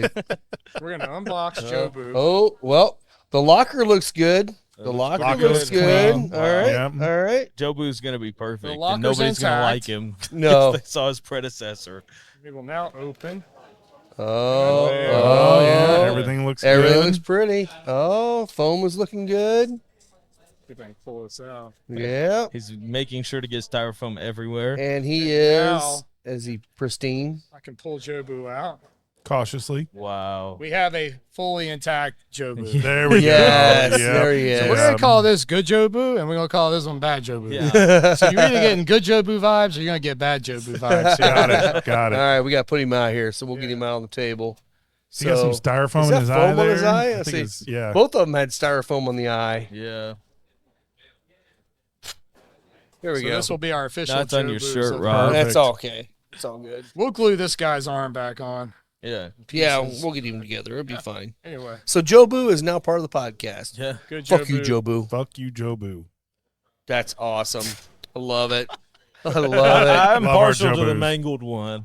I will tell you, Mike and I He's went got a on lot of character. when we first started talking about this, Mike and I went on a deep dive, and Yeah. the only Jobu dolls you could find were on eBay from the original shipment back when Major League came out. Wow. And they were like $500 to $700 to buy them. We're like, it's not that funny. Yeah, this I'm was surprised you definitely couldn't not find one $500. on Amazon. Like, the Amazon had one, which This is Amazon. you got that from yeah. Amazon. The Amazon ones we found back then were literally like a fake one that looked horrible. I'm like, can't get that one. I think But, that would be even You know, funnier. I do have a button on here that's got like a bunch of symbols that look like a cuss word. What do you Yeah. think? You think that's it? Try it. It's nothing. It's nothing. Thanks, Mike. Nothing. Thanks, Way to go, Mike, for Bother. nothing. Wow. But hey, shout out to Clark Toys for sending us Thank you, Clark fully Toys. intact. Thank you, Clark Yep. Toys. Yep. Yeah, That is awesome. Yeah. Not good communication, but good service. absolutely. Okay. Well, Yeah. I'd take good service. That's always a good thing. Yeah. Maybe there was a bad shipment of Jobu dolls that week, and that's what happened. The curse hit. Yeah. Somebody got the curse of I'm Joe Boo sure and ran his fork everybody- truck through the pallet. I'm just sure that that's an extremely popular toy. Yeah, you know that. Every kid's They asking ship that. fuckers out kid's every asking week. Joe Boo Right, one. Isaiah? That and the Cabbage Patch dolls, those things are just sitting in the closets together. Yes. You can hear Cabbage Patch Oprah dolls. going, "You get a Joe Boo, and you get a Joe Boo, and you get a Joe Boo." Everybody gets a Joe Boo. Yeah. Oh, that's great, man. So what are we drinking next? Because I see some empty glasses. Yeah, there's a lot of empty glasses here. Here, you guys go ahead and So, start that in. Yeah, this is a Doc Swinson's exploratory cask golden cool. hour. So this is 7-year, pretty sure it's 95.5 MGP. Delicious. Finished in a newly charred oak barrel, then finished secondary in a rum barrel, and then third finished triple finished in a port barrel. Wow. So nice. this Double was oak we with- did a Club Marzipan pick with the same one. Seal box. Listen, you get about 7 out of 10 right. This is not the bottle that I picked or that we picked, but this one is, I thought, really good. Good. So I'm going to send Sealbox an email tomorrow and say, hey, by the way, you just sent me the wrong one. Can you send me the right one? Well, hopefully they haven't sold out of the other one. Yeah, that's a good point. But anyway, It's our broken. We have a That's broken Joe Boo. broken Joe Boo and a perfectly intact. bad Joe Boo and good Joe Boo. That's right. Yeah, it's just foam stuck to him. It looks like acne, doesn't it? Yes, it We does. do need to get him a little. What was it? A little joint or a little cigar or something? What was he smoking there? We do need to give him a cigar to put on there. Yeah. Yeah, right. Probably have to probably hit up shouldn't the have a joint scrounge here. around Yeah. and pick it off of something. But Doc Swinson's is an NDP, which that stands for non-distiller producer. So they do not distill. They source barrels, and then they do their magic with their maturation process. Which again, we're totally fans of Source. There's no So, problem with that. Finish it and do your own thing. I'm But so these glad that's not an issue These anymore. Doc Swinson picks do really well in competitions. They always seem to do well. So Thank you, sir. I mean, think this one is very well. I'll let everybody kind of. I won't. the thing is, Put anything in anybody's head. if it's Thank you, MGP, which we think it is, if you treat it right, you're able to make it into something special. But you're already starting with something great. Yeah, correct. Yeah, I really wish that distillers would do like what Mark does over at Moondrops and just put it on there. Just yeah, put it on. I mean, look, there's nothing wrong with saying this is who distilled it and giving credit there, yeah. and then saying, hey, we took what we think is already a pretty darn good product and we made it better. Right? But We did our own flavor to it. Because they finished this, they're just able to say produced by, Right. aren't they? They don't. Yes. Do they have to list distiller? They have to list will? who. They have to says list where it's It distilled. does say distilled in Indiana. Gotcha. So that's Yeah. probably MGP. But I like- will say there are places that don't put the distilled by. It just Yeah, says they produced produce. by on the bottle. That may be the way they're getting around it. That makes sense. Yeah. I mean, I don't know. I'm a fan of giving credit where credit is due and saying, hey, 100%. we started there, but then we took it to the next level. Yep. And that's always great. Ooh, Yeah. I haven't got into it. So not gonna lie, it smells like MGP. Not a bad thing. Not a It's bad a very thing at good all. thing. But I'm not getting a lot of as much of the The fruit on rum this and the one. port that you'd normally. I get a nice rum presence. I do on it. too. Do you? There's a lot of that like I vanilla, think that last simple, one- sugary sort of rum thing that I When typically get. when I It could tasted be it the maybe other a night, little the first thing that popped in my head was like a rum-soaked raisin cake, like a cakey, raisiny kind of rummy thing going on. It makes your mouth water. Yeah, it does. It's like Oh, it's like Midwinter's Yeah. was good produced in a ones. rum distillery. Yeah, It's not port heavy, which I actually No. appreciate because normally like something that's finished in port would just be slathered in. What do you port. But the Heavy long red finish is. is definitely port. It's Yeah. it's present. so Yeah. what do you two think the proof is on this one? You probably already know, right? I don't remember. What's Okay. the proof? Yeah, what do you think proof I is think just I by remember, tasting but it? I will keep my mouth shut. Yeah. I'm going to say 116. I was gonna guess like 110. I was gonna say 116, 115. Yeah, 98. 98 proof. Wow. No drinks kidding. above its. It proof. drinks well It above does. its proof. Well, and we've had a lot of proofy things today. Yeah. Which is It holds kind up of crazy nice. that it. It does tingle your tongue. That Yeah. way, though. That's Yeah, the it one does. thing I think a lot of people don't realize is, yeah, you can throw everything out at barrel proof, but that's one thing like Angel's Envy. I'm They not sure I'd chose want to- this at barrel proof. No. That's Yeah. But that's what I think. That's I Might don't. blow your head. the Yeah, right blow the your head people off, that are yeah. putting out the products that know what they're doing. They know where to proof it down to the profile that they're trying to get out of it, as Yeah. opposed to here it is at cast strength. It may be great, it may be overproofed. That This being is actually said, Angels, if that barrel is still Oh. alive and going, right. Oh, please let us do a pick and do it at cash strength. What was that pick? It was a bourbon finished in port or something, and it was just the thickest, chocolatiest, like, it was oh great. my gosh. Yeah. I would. Best thing I've ever had, obviously, from Angel's Envy. I by think it's one far. of the like top finished whiskeys I've ever had. Yeah, very, very good. I have tasted their new bottled and bond unfinished Oh, how is bourbon it? they put out. Very fruity, Okay. floral. Was it a 4-year? Yeah. Yeah. Well, Was at it least, 4? right? I Yeah. thought it was 5. Yeah, I was thinking it was around 5. But it was a weird We bottle. said bottled and bond, right? It was bottled in Yeah. bond, but it So was at least cast 4. You strength can be a bottled 4 and years. bond at 100 You can be a proof. bottled and bond 6-year, like Heaven Hill Yeah. bottled and Yeah. bond, or 7 now. It just has to 7. be at least Whatever. 4. at least 4. Yeah. That's Yeah. very good. I like that a lot. That is really. Yeah, I think good. this is solid. Yeah. Yeah. Is it as good as the marzipan pick? No. No. I want my money back. Of still. course Okay, not. guys, I know I'm a little bit ahead of everybody on the cigar. I'm in the final third. There's another here. one there for you if you want one. Yep, I'm going to get into that shortly. But wow, the black pepper on the retro kicks up massive at the tail end of this, which I do find kind of. I'm already into the black pepper, and I'm, yeah. not, I'm not even in the like final it third is. yet. It is. I'm just finishing up the second. Bite the back of your throat Yeah.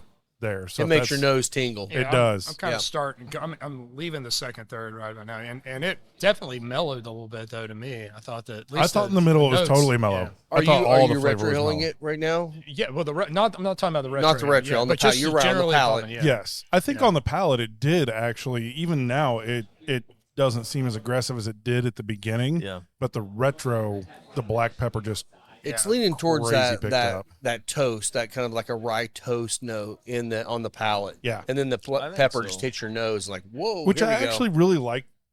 Like this is actually kind of impressing me quite a bit because of that difference between the retro and what's going on in my palate, because the palate is so much more balanced than what it was at the beginning. That it's kind of throwing me. It's normally you expect these things to pick up and pick up and pick up the later you get into the cigar. I thought the first third was very spicy, Yep. and then it just kind of settled down a little bit. Yeah, I'm not getting anything on the tip of the tongue anymore. I'm not getting anything, that's really like snagging my palate and going, oh man, that's really aggressive. It's much more balanced, but that So- retro is real. So if you haven't had this one, come in and get it. It's the Do Las yourself a Calaveras. It's the orange box. Yeah. Is what this one is. The blue box is even older. Also delicious. It's great. Yeah. This one's that broadleaf, and it's really really nice. Yeah. So These are just expertly done. I have not had a single one that didn't get better with age. That I can't talk about the 24 because I haven't seen it yet. But No, every it's not other out year yet. that I've had, it's been made at the My Father factory. Like my father think it knows still what is. they're doing. I think Yeah. it still is. Yeah. And yeah. they're doing a wonderful Well, and that's job. we're only halfway through the year, and one of the predictions I had was I thought we'd see a lot more San Andreas releases this year. I was Actually, hoping- we've seen a lot more broadleaf releases so Yeah. far, which I'm not mad about. No problem with that at all. And broadleaf has always been that one leaf that everyone says is so hard to get, but it seems like there's quite a bit of it this year. I mean, those chef specials are very special. yeah. So So I was reading up on some history because of Independence Day. Okay. And obviously, the country started with the original 13 colonies becoming the 13 states. And there was some discussion about, I was going back and looking at rebellions in the United States. There's a great Wikipedia article out there. If you haven't, there's actually two I saw, rebellions and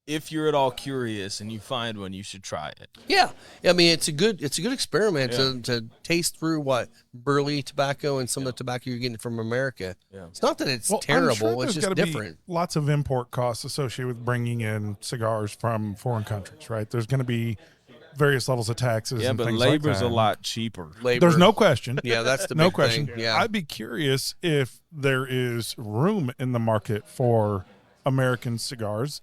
Traditionally, to your point, dip, cigarettes, all that sort of stuff has been American tobacco for a long time, but that wasn't the case at the beginning of the history of our nation. Cigarettes weren't a thing. No, It was just cigars. And there was a significant economic impact with tobacco farmers in the U.S. And so it makes me wonder, like, if there's opportunity there, right? And as the premium cigar market continues to grow, is there options to do things like what we've done with corn and soybeans and wheat, and being able to do some of these modifications or cross pollinations or various breeding techniques to change some of these that make that tobacco grow in the U.S. And not to say that there's anything wrong with us getting all these cigars from Central America, because they're amazing. Well, I think U.S. tobacco is a shell that at least that industry is a shell of what it was 50, 75 years ago. Yes, I mean, it's absolutely. Just, you would, I remember, driving from where I grew up in South Carolina to Myrtle Beach, just that hour trip we would take all through the country. There was nothing but tobacco fields everywhere. Yeah. And now you go and you may see one. yeah. I also think that the farming cost here would be a lot higher. Like, in a is. lot of that volcanic soil, it has enough nutrients to keep going. Here, you'd have to be fertilizing, doing all that other stuff. Or rotation Yeah. or something. Yeah, rotate. Our soil is not what it used to be. And No. I'm not trying to get into some weird political stuff. I'm just telling you, like, the soil in most farms they've not been doing any regenerative practices, so they have to continue supplement. I mean, it's like you taking a supplement because you're not eating right. You know? Same thing. Well, I don't know that I've ever talked about it on the podcast before, but Hunter Smith, former Super Bowl winning punter for the Colts, he grew up on a farm, and I got a chance to see him present what he's doing now. He's got a family farm over in Zionsville. Right. And it is all just like local stuff. And he got 100 acres on cash rent to be able to do livestock. They said, oh, you're going to be 5 to 10 years before you have that thing grassed. He went out and let it just come up naturally and didn't do chemicals and all that sort of stuff. And I mean, he said within a year, that soil was back where it needed to be to support livestock. And he did a lot of rotation with his livestock. So the livestock were naturally fertilizing it just by being out there, right? Yeah. It makes you wonder, like, with the techniques that are required around large farm operations versus those that are doing craft, or whatever, organic farming, or I don't care what you call it, right?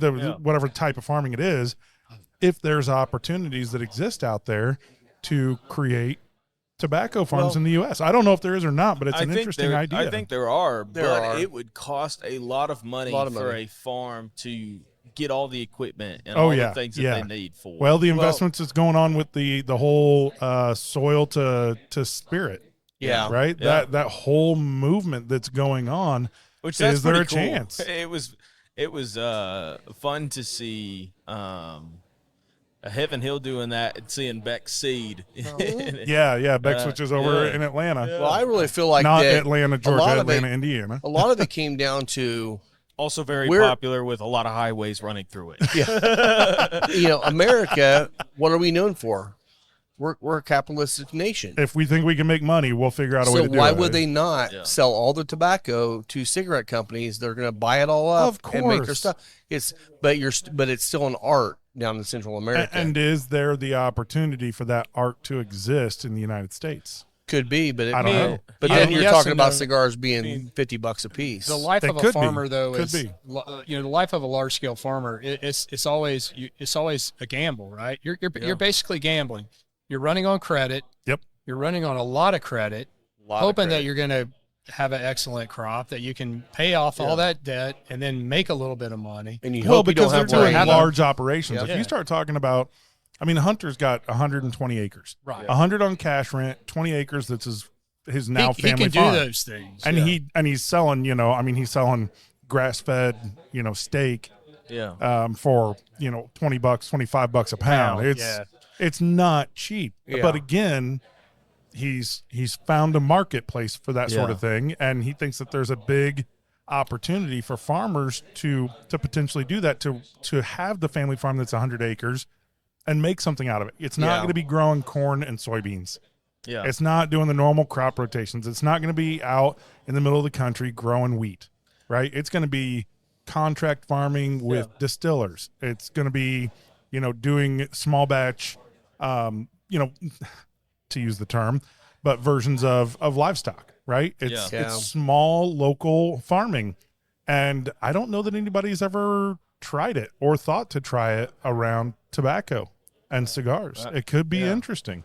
Will was talking about the amount of debt you have to go in, all the gamble. If you want it's purely entertainment, but it does go into it. But Clarkson's Farm on Amazon Prime is Jeremy Clarkson learning to farm, and it is hilarious, but it also sheds a lot of light on the farming industry and what they have to go through, even just loss in livestock animals or diseases that are keeping their cows from going to sale. And it's like, it's the guy from Top Gear.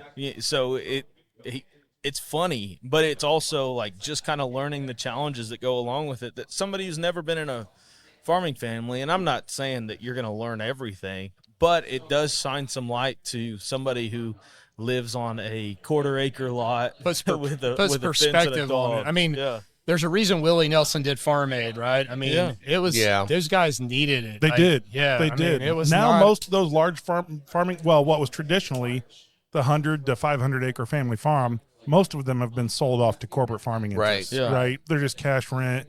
I got a buddy of mine here in Pendleton. He's 1,500, 2,000 acres. It's a commercial farm operation, right? It is large scale contracts and all that stuff. But then I've seen Manifold Farms. Jessica Manifold just moved back from, I don't know, she was gone for 25 years, and she took over the family farm. She's growing vegetables. Yeah. She's doing all kinds of, finished product with what she's growing, and has created a career out of it. I love going to the Fisher's Farmers Market every Saturday. Becky and I, this time of year, we make it a routine. We get up, we're there by 8 a.m. And listen, you can really get some great produce. You can get some great grass-fed beef there, but it's expensive. It is. You kind of got to budget yourself, because you just can't, if you've got a family of 4 kids to feed, you can't afford 5 pounds of grass-fed beef every week. It's just too expensive. You're not doing that if you're that, if you're in that situation. These are specialty buyers. These are people that care about an organic farm product or whatever, right? Locally grown, that locally sourced kind of thing. And there's people that have extra income that's what they want to spend it on. I just like trying to be supportive when we can, to a limit, right? I mean, of course. Yeah. But anyway. Well, I was going to farmers markets a lot. It was just kind of a fun Friday or Saturday thing for me, and I'm mostly buying vegetables. I don't hardly ever have excess money to buy meat at those places, but it's fun, and seeing what's in season and designing your next dinner around it is a blast. And doing that once a month. Yeah, totally. Okay, that's totally fine. I think Support those people. I don't know if you guys saw the Father's Day show that we did. My dad was on, and he grew up on a dairy farm, and he talked about just going to where the container was where they put all the milk. It was a chilled container, and they would just turn it on the mixer on high, and then reach their cup down and just get fresh, frothy, unpasteurized milk from that. And you think like that was 80 head of cattle, of dairy cows, right? Yeah. And it's kind of how you look at it is in some ways, we have some people that are going back to that. What other opportunities are there out there? Is the next premium cigar that everybody wants to go after potentially an American-grown product? I would say that for there to be an American-grown cigar that is going to actually be able to support a farm, to grow tobacco to actual standards, you would have to get somebody like General or Swisher or whoever it is, like one of those big conglomerates behind it. and they'd have to see a market. We for do it. have a guy that's doing that now, and he's the La Galera rep now, Corey Frisbee, and he's growing some of the traditional tobaccos you see in Central America up in Wisconsin right now. Wow. So I'm anxious to see how that goes. All this tobacco is already pre-purchased by Hochi Blanco from La Galera. He said, we're going to use it or we're going to sell it. Either way, we're going to be using this. So be anxious to see how that comes out. Maybe we can get some Fumas to taste the individual lease that way. That would be really interesting. That'd be cool. Yeah. Yeah. Yeah. I just, there's opportunity. Look, I get the volcanic soil. I get that it is the premium growing area down there in Central America. There's no question about it. The cigars that they've produced are just outstanding. Yeah. And they're hitting the market and people love them, right? I mean, I remember, was it 15 years ago, Nicaragua leaves, that was a wrapper. That was it. They didn't use them for anything else. I don't know if you remember that, but then suddenly everybody was like, man, that flavor's so good. In American palates, I think it's interesting. We talk about the barrel proof whiskey being so popular in Ohio, Kentucky, and Indiana, but you get outside of that area and barrel proof kind of takes a nosedive and people want 90 to 100 proof, right? But mostly Americans have this palate, this desire for something new and unique, and they're not going after this same thing that they've been doing for 500 years like French wines, right? They're saying, what's the next step? What's the next iteration? Thank you to sponsor Deadwood Live. Derek with Deadwood Live is producing top quality live edge products as well as bourbon themed furniture. If you've been in the lounge, you've seen the custom live edge table and barrel stools produced by Derek. Be sure to give him a like and follow on Facebook at Deadwood Live. That's D-E-D Wood Live. Why am I not smoking something better? And there is better cigars. There's a lot of better cigars, okay? Okay. And better is subjective. If that's your cigar, that's your cigar. The thing is, first thing in the morning, it just pairs so perfectly with black coffee. I've tried a few others, but that molasses dip tip really adds just that hint of sweetness that I'm looking for. Gotcha. The fact that it is that milk cream sweetness is like cream and sugar with my coffee. And I can drink black coffee, but still feel like I'm having cream and sugar. I gave up cream and sugar in my coffee years ago, and I don't drink pop or soda anymore. Yeah. Like very, very rare. And it's just cutting sugar. Not that did anything for my figure. But it did change my palate a lot. Yeah. I felt like sugar was inhibiting my ability to experience flavors because everything has so much sugar in it now. I mean, you can't even have Subway in the UK and have it be a sandwich because they can't classify their bread as bread because the sugar content is too high. Yep. And all of these restaurants, all these fast food places, they all dump a bunch of sugar into their stuff because sugar is addictive. Mm-hmm. Yeah. And so I've dumped it out of my diet for the most part, and I love that cigar in the morning. It's a good price. What, $8.50 or something a stick, maybe $8 flat, range, and I buy them by the box, and it just works. I like the rich mouthfeel of the smoke, mouthfeel.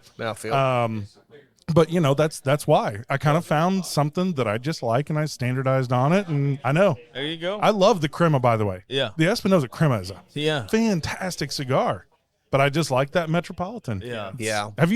You've had one? Yeah. Okay. Yeah. Okay, I thought so. I have. Yeah. And I thought, and you were probably like, what the fuck is Scott thinking smoking this thing? Well, my thing is like my morning cigars, if I get a cigar in the morning, which is just one of the best routines, like best way to start your day. It is. Yes, it is. I will typically start, because I still have some of the Sfumato and C Majors from Crown Heads, which was a limited release. It was actually a PCA release, I think. Yeah. And then as I drink a lot of coffee in the morning. Yep. And as I just like keep going, because if I'm having a cigar in the morning, it's a relaxed morning. I don't have anything to do till noon, I'll switch over to a Pie Anastasia. I think it's the yellow.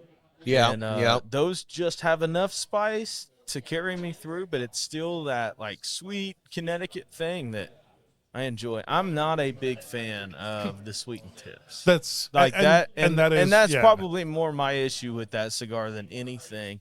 I don't think I was off put by the flavor. I was by the tip.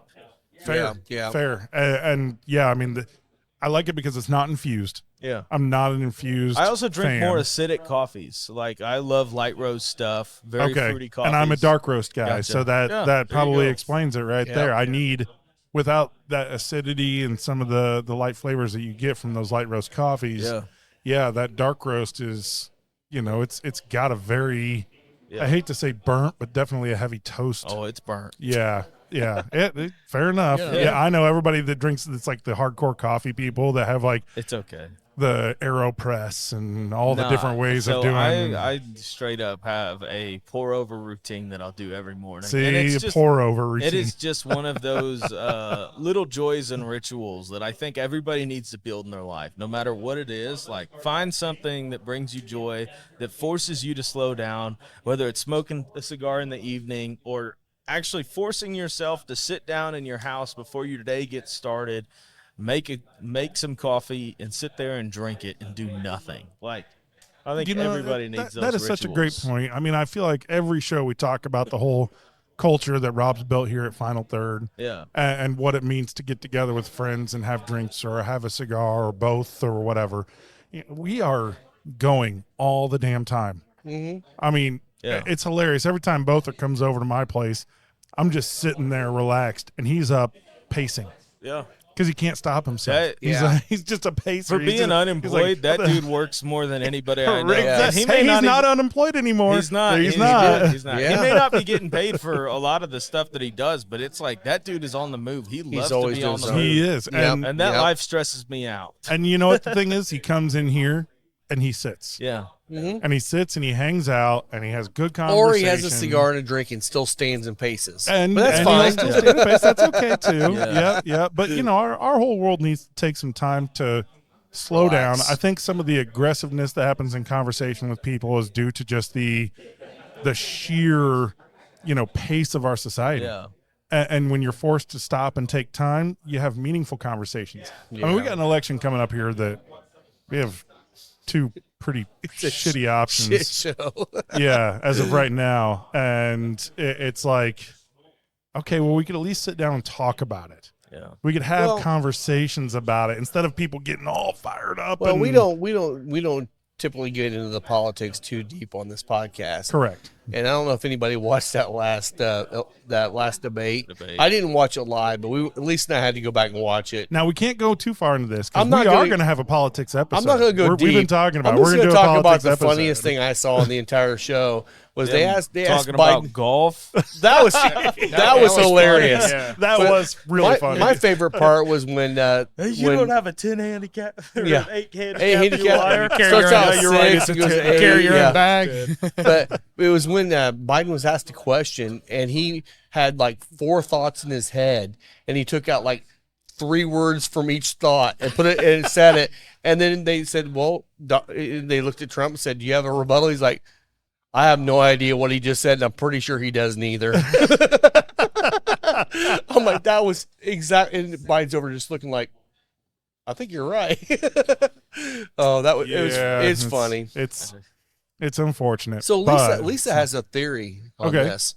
She really feels like what's going to happen is they're just letting these two just be stupid on debates, do their thing, and then at the last hour, conventions, all of a sudden we're going to have 2 new candidates that are going to be running, and you're going to have to make your decision at that point to vote.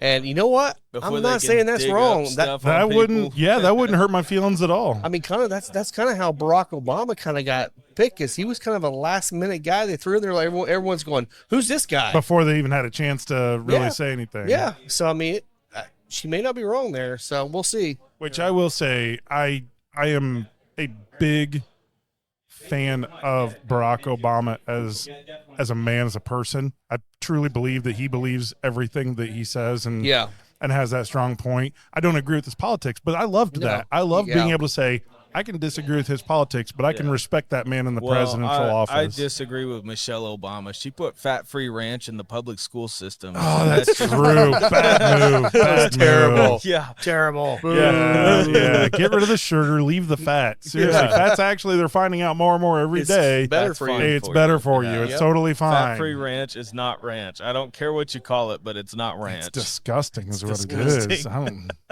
It's not right. You know, I started making my own salad dressings about a year and a half, maybe 2 years ago. It's so much better. Oh, I just make all my own. It doesn't Yeah. matter if I'm doing like ranch or blue cheese or whatever. I make all my own. That's Good for cool. you. I made, and my wife typically doesn't like them because I love vinaigrettes and she's not a vinaigrette yeah. fan. I do love too. the sharp acidic nature of them. Yep. I made Caesar. We had Mike and Jim both were over for dinner like a week ago, and I made Caesar salad. And I made this Caesar dressing, and my wife was like, "This is the best salad dressing I've ever had in my entire life." I was like, Oh. "It's got anchovies in it." She goes, "Shit." 'Cause she doesn't, she thinks she doesn't like anchovy. I'm like, I get it. You don't want to eat a whole Caesar like, dressing has little supposed to. anchovy, but Yep. it's really, really delicious in that dressing. It was amazing. Like, if you put anchovies on my pizza, like I'm out. Yeah. Right. But in Exactly. anything, like I'm in. Yeah, me too. You put it on the Caesar salad though. Oh yeah. Yeah, in the dressing, and I actually like the anchovies in the like 2 or 3 anchovies. You can just get a little nibble of it with each bite. It's All that umami. saltiness. It is umami. Hey, we knew it. We knew it was going to happen. We did. Umami. Yes. Yeah. When I was in the second grade, this is when Domino's Pizza was just like hitting big, Oh, right? yeah. You could order it, carry out. And I remember telling my dad, "Hey, Dad, I want to try anchovy pizza." Absolutely. Yeah, I've Domino's tried it had before. anchovy pizza, and my dad's like, "Son, you're not gonna like it." I just, Dad, come on, I want to try it. I want to try it. So he orders me a small pizza, cheese and anchovies. It's so salty. I Yeah. took It's one crazy. bite of that thing, and I was like, Mm. "Oh shit, what am I gonna do?" Yeah. My Yeah. dad's like, "You're gonna eat it. You're going to eat it. It's like when you got caught smoking. You're going to smoke that whole pack. You're gonna Yep, eat this yep. whole anchovy That's pizza, right. William." Yep. Yep. That's crazy. Hey, I got to figure that anchovy goes with something on pizza. Maybe some green bell pepper or something. Maybe. Bitter, salty. I think if you were gonna put it into a sauce or something else, Yeah, it'd be fine. But whole anchovies, I'm not sure I would ever do it. Now, again. I did No. eat sardines as a kid. I ate sardines. Yeah, sardines out of the can. I I have especially no like them idea. Sardine fan. packed in mustard versus oil. Yeah, mustard's the way. Yeah, it is. But really, really anchovies good. are a different animal. They are. They are not nearly the salt level that the anchovies are. Yeah. I think that's the majority of what bothers me with anchovies. Is just how salty they are. But Yeah. Yeah. Yeah.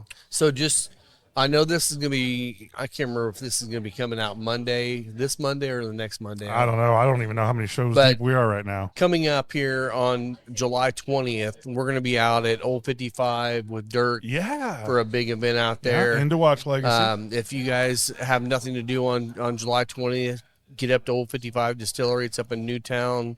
Even if it's you have things just to south do, if of it's not that Lafayette. important, cancel your plans. Go up Just to go. Lafayette. It's going to be a good time. It's really raising money for the End of Watch Legacy Fund.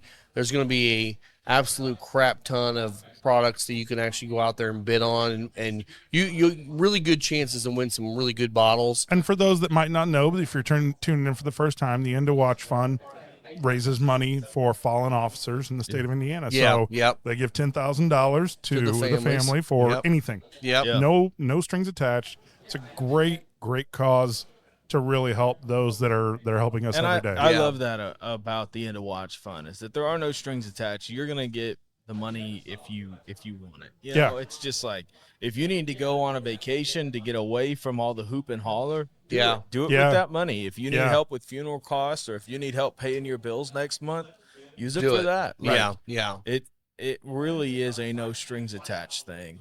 Yeah, and that's one thing he prides himself on is it's him and his wife doing all this. Which So they're is beasts. And they are, but there is not a single dime that goes into that organization that pays for anything except for those families, and I appreciate that a lot because most of the charities that we give to in this country, there's a big corporation behind it. You're paying salaries as well, Yeah. and this is not one of those. This is all going to the right cause. So It is. we love That's being a good part stuff. of that, Yeah. and I'm Make sure excited you to get out there. 'cause I Yeah, think it's gonna be a when good is time. okay? Where and when again? It's July 20th, and it's at Old 55 Distillery up in Newtown, just south of Lafayette. perfect. So it's a bit of a haul up there, And I but it'll think be a good time. It's a nice drive though. I think they're doing like a brisket competition. Are Hey, they? I well, knew there- I knew something was coming I mean, up. if you Yeah. didn't want to go for anything else, So- I mean, Oh, they always brisket's have pretty good damn food out there. They always have good food, and you're going to hang out with a bunch of people that also love whiskey and love taking care of people like Dirk and his cause. So They do it upright for those events. they that's do. for They sure. do. All right, so let's get into another segment here. We've been going for a little while. Yeah. Okay. Isaiah, you're coming back to us to join the I show am. this special guest appearance. What you been up to, man? So I think I left the podcast in February. Well, or it didn't something. matter. We don't remember Doesn't you, so matter. it's fine. Doesn't you, matter. you've been gone. You've been dead to us for a long time. Yeah, well, first of all, like the things that Mike has done with the podcast, and I'm shouting him out personally because I know how much work just churning an episode is. Yeah. But like everything that he has done is amazing. It is. You know what? I stepped out at the right time for me. Like it was I would have never taken this podcast to where he has. So like kudos to you, Mike. He's killing it. I hope Cheers to you Mike. actually listen to Shout this. out, But Mike. cheers Shout to you. out. Cheers. Like, absolutely killing it. And I hope you know that like I'm still sitting on the sideline supporting. You know, well, Rob and I started this thing together as a short on another podcast, which shall not be named. Is the picture still up there? Not even. Nope, it's gone. Yeah, and then it just kind of developed from a first like crappy iPhone video to the rest. So like seriously, Mike has taken this podcast to another level, and it's been fantastic. But I had told Rob maybe late December or early January, like, hey, end of February is gonna be my last time. And I didn't even know what was coming for me. I just knew that like I needed to pare down on things that I'm doing in my life. Well, I mean, Well, shit, you had- got married. You were I getting did married. get married. You I- go back to school. You had a job. You had all that stuff going on. I mean, yeah, it made perfect sense. Yeah. So There was no animosity there at all. no, I'd hope not. But No. None whatsoever. Yeah. Except for the fact that we don't like you anymore, but that's fine. it's fine. That's a It's whole fine. different story. It's fine. It has nothing to do with you leaving the podcast. Literally, one of my last podcasts on here, like we caused such a big stir that Yeah. we're not going Maybe to talk that's what it about was. It was the let's stop all the no. shit going on, Yeah. man. And that still is going on. It's Just so still you know. going on. Oh, yeah. Oh, I know. Yeah. But no, it was. I think on the last podcast I was here, we had just done a biopsy on my wife Victoria, and shortly after that, like we found out she had breast cancer. She had stage 2C. I don't know how all the staging works. Yeah. Yeah. Breast cancer. It ended up in a bilateral mastectomy, and then we are currently over halfway through chemo. So she goes in for chemo number 6 tomorrow, 6 of 8. Okay. And then following that's radiation. So it's like legitimately, if I would not have stopped when I did and actually like said that, I just would have left you high and dry. And I'm so thankful that I like had some foresight there. But it has been a wild ride. That's for sure. Full of not a lot of rest and relaxation, a whole lot of doctor's visits. Like I swear I've never seen the doctor so many times, but like she'll go 4 or 5 times a week. Yeah. There's one week she had 8 appointments. Like who the heck Wow. needs to see the doctor that much? And I think you guys came in Yeah. when we were doing the So Into Bourbon. Yeah, we did. She looked Yeah. great. Looks Yeah. like she Yep. was Yeah. smile on her face. And Oh, yeah. Yeah. obviously we send out all the thoughts and Yeah. prayers to Absolutely. both of you, and glad that she's Yeah. getting through it. My wife's mother died from breast cancer, and that was goodness. I mean, that was 40 years ago. Yeah. And so much has changed. Definitely, there's all kinds of causes out there to support research around breast cancer. You know, the Susan G. Komen Foundation. I've done that walk a number of times, and just a lot of good stuff's gone on. That survivor rate is like 97% or something, Yeah. which is just fantastic. It has been crazy the amount of support we've had from family and friends. And, you know, I'm a pastor at a church. So even the church wrapping around, like, I'd only been working at this church 3-4 months by the time that she got diagnosed. And, like, even at that place, they said, hey, we know your life's going to look a little bit different. We know that there are things that you need to be at or want to be at with Victoria. Like, just know, like, we're not going to let you take any sick days or vacation days to be there. Wow. That's And great. it's just That's been, it has been amazing. And the support we've got, and just the way that God has provided for us through this. Like, even, I don't know, it's been absolutely wild. And hardest season of my life for sure. Like figuring out marriage and then figuring out cancer. I'm sure I don't even have marriage halfway figured out. And sickness and health is supposed to be like 40, 50 years from now, not I know tomorrow. She put me to the test like within 4 months. Yeah. So we've been kind of just turning at this thing since really late February or early March, and it's been full of challenges, but it's been really good.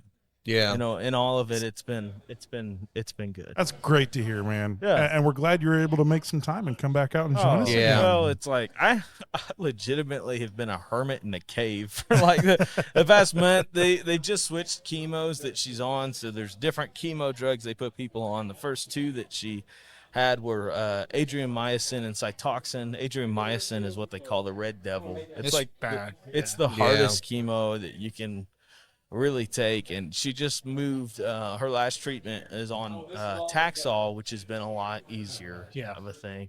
And I will tell you guys, if you know somebody who's dealing with any health crisis of sorts, like the highlights that you hear, the things that they tell you are just scratching at the surface. Like, like my wife, she had a mastectomy. What you wouldn't know is like we got rear-ended on the way to the surgery, or that she's been like one of the chemos or one of the things she had like gave her severe hives, like even on her feet, and it's like all these little things that just nag at you past the treatment that you don't even know about, and all the side effects and like all that stuff. So really, if there's somebody in your life that you know is going through something like that, you will never bother them reaching out, because more times than not, people will tell you like, oh, we don't want to bother them. Like, I'm sure they're hearing it from a lot of people. They're not. I'm just telling you, they are not. Like, we've had some really intentional friends and it's been great, but there's a lot of people that like literally suffer in silence in that regard. So. People need people. Yeah, they right? do. I mean, look, we all sit around, we have cigars together. We get a chance to share in each other's lives and talk about what's good, what's bad. People need people, and we're very glad that you're able to come out and join us today and take a couple hours and have a couple cigars and some good whiskey. Yeah. It's always a good thing. No, I haven't been able to do this in a long time, just cigars and whiskey. So that's a good thing, man. Yeah, we're glad that you were able to join us today for sure. No, I'm happy to join you. It's kind of fun being a guest on the show. Well, as you've learned, like your priorities in life can change on a moment's notice at any point in time. You never see it coming. You never know what's going to It's like getting hit by a bus. But you've got to you've got to push through. And it was a Honda Civic. Oh. But of course. Well, I got hit by a bus a few years ago. So you never know. That's why he can't button his shirts up very well. Yeah. That's the reason why. But no, your priorities do shift at a moment's notice. And the thing is, when you're going through something like this, there is a lot of little deaths that you have, like, oh, I'm not going to be able to do this anymore. I'm not going to be able to do that and all this stuff. And it's like, in the grand scheme of things, it's trivial. You still have life. It's inconsequential. Like, if really we can make it through November, like, her treatment will be done. And that's it. And hopefully we won't have to deal with it again. Well, it's a good reminder to sit back, take a deep breath, relax, rely on those that are around you. Go find them, go visit, go get out there. Go find the people that are struggling in your life and go spend some time with them. Yeah.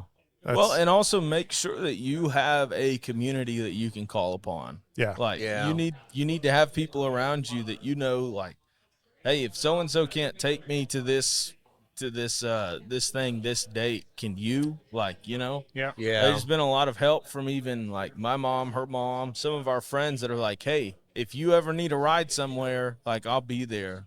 We've had a couple friends take off work to sit there during their chemo sessions, and this last one was like 6.5 hours, like sitting in a chair with somebody. And it's not a whole lot for you to drive them there and sit with them, but it's super meaningful to her because Victoria's just been isolated to no end. Yeah. So It's Well, if you are looking for a place to find friends, Final Third Cigar and Whiskey Lounge. absolutely. Yeah. No, serious. Yeah. Serious. I am being serious. It's fun, but it's true. We say that a lot here. It's like, We do. I mean, just looking at here right now, this table of 4 people right here. When we first started here, not a single person knew each other there. I think Will knew Lisa a little bit, or I think they were working together. But, Dan and Grant over there, none of us knew each other, and we've just all become friends because we have a gathering spot to come and hang out and become friends. But we're going to Find test your it. We're going gathering to test it. spot. We're going on vacation together. That's Yes, the it ultimate is. test. Yes, it is. Yes, it It is. is. But I mean, that is key. It's like it didn't have to be here. It can be anywhere. Find you a place to go and just meet people and meet new people. Don't just, I mean, you can have your core group of friends, but there's nothing like going out to a gathering spot. I mean, like when we went to Park's place the other night and hung out with the Fuel players and watched hockey. We made some great friends with these guys that we would have never met. Those guys are just some of the nicest guys. For being out there on the ice and beating the shit out of other guys, these are the nicest guys you could ever hang out with. We were out here in the garden, the patio, and we were having I mean, I thought, we'll go over there for like an hour. We got here like just after 8 o'clock. Yeah, here till midnight or Yeah, it was like 12:30. Yeah. I do miss nights like that at the lounge. Like I remember the early nights where like Mike Bother was showing up. Yeah, he'd just be like hanging out until, gosh, who knows? I'd leave before they would. Yeah, and this has legitimately been a great place for community, and you can find friends here if you make an effort. Hey, look, Mike and Jen, great example. Their dog Gus, blue heeler, woke up the other day and couldn't move one of his back legs or both back legs. Paralyzed. And for them, that's their kids because they're dog people. That is their kids. Yeah, they don't have kids, and their dogs, are their kids. And Gus is a great dog, blue heeler that just goes kind of nuts and needs like some sheep. I mean, that dude chase lives around to with. run, so like He it's does. a big dude. He's a high energy dog. But where do they end up within 24 hours? Here at the lounge. Yeah. Here at the lounge because they know that they've got a support group here that's, that's ready to take care of them and pull them in. And Gus is coming back around. He was here the other day. Him and Howard both were here. And, he's not quite fully back yet, but he's almost there. Yeah, they said 4 to 6 weeks. He's ready to start playing again, but, they still got to go slow. They got to keep him down a little bit. Yeah. So find your place. Find your place. If it's a cigar lounge, if it's whatever it might be. Invite people to your home or find some way to connect. Yep. So important. So important. So you had something coming up you were looking at too, weren't you? Oh, I'm just looking at. I had some release stuff I was looking at. Yeah. Well, let's cover it real quick. Let's get it. What do we got coming up? So looks like Ross and Squib. I guess that's the official way. Squib Juice. They are releasing a new Remus line called the Bambino Meets the Bootlegger. So you could call it a little gimmicky, but they have come out with a Their Remus. marketing team has been great. I'm telling you.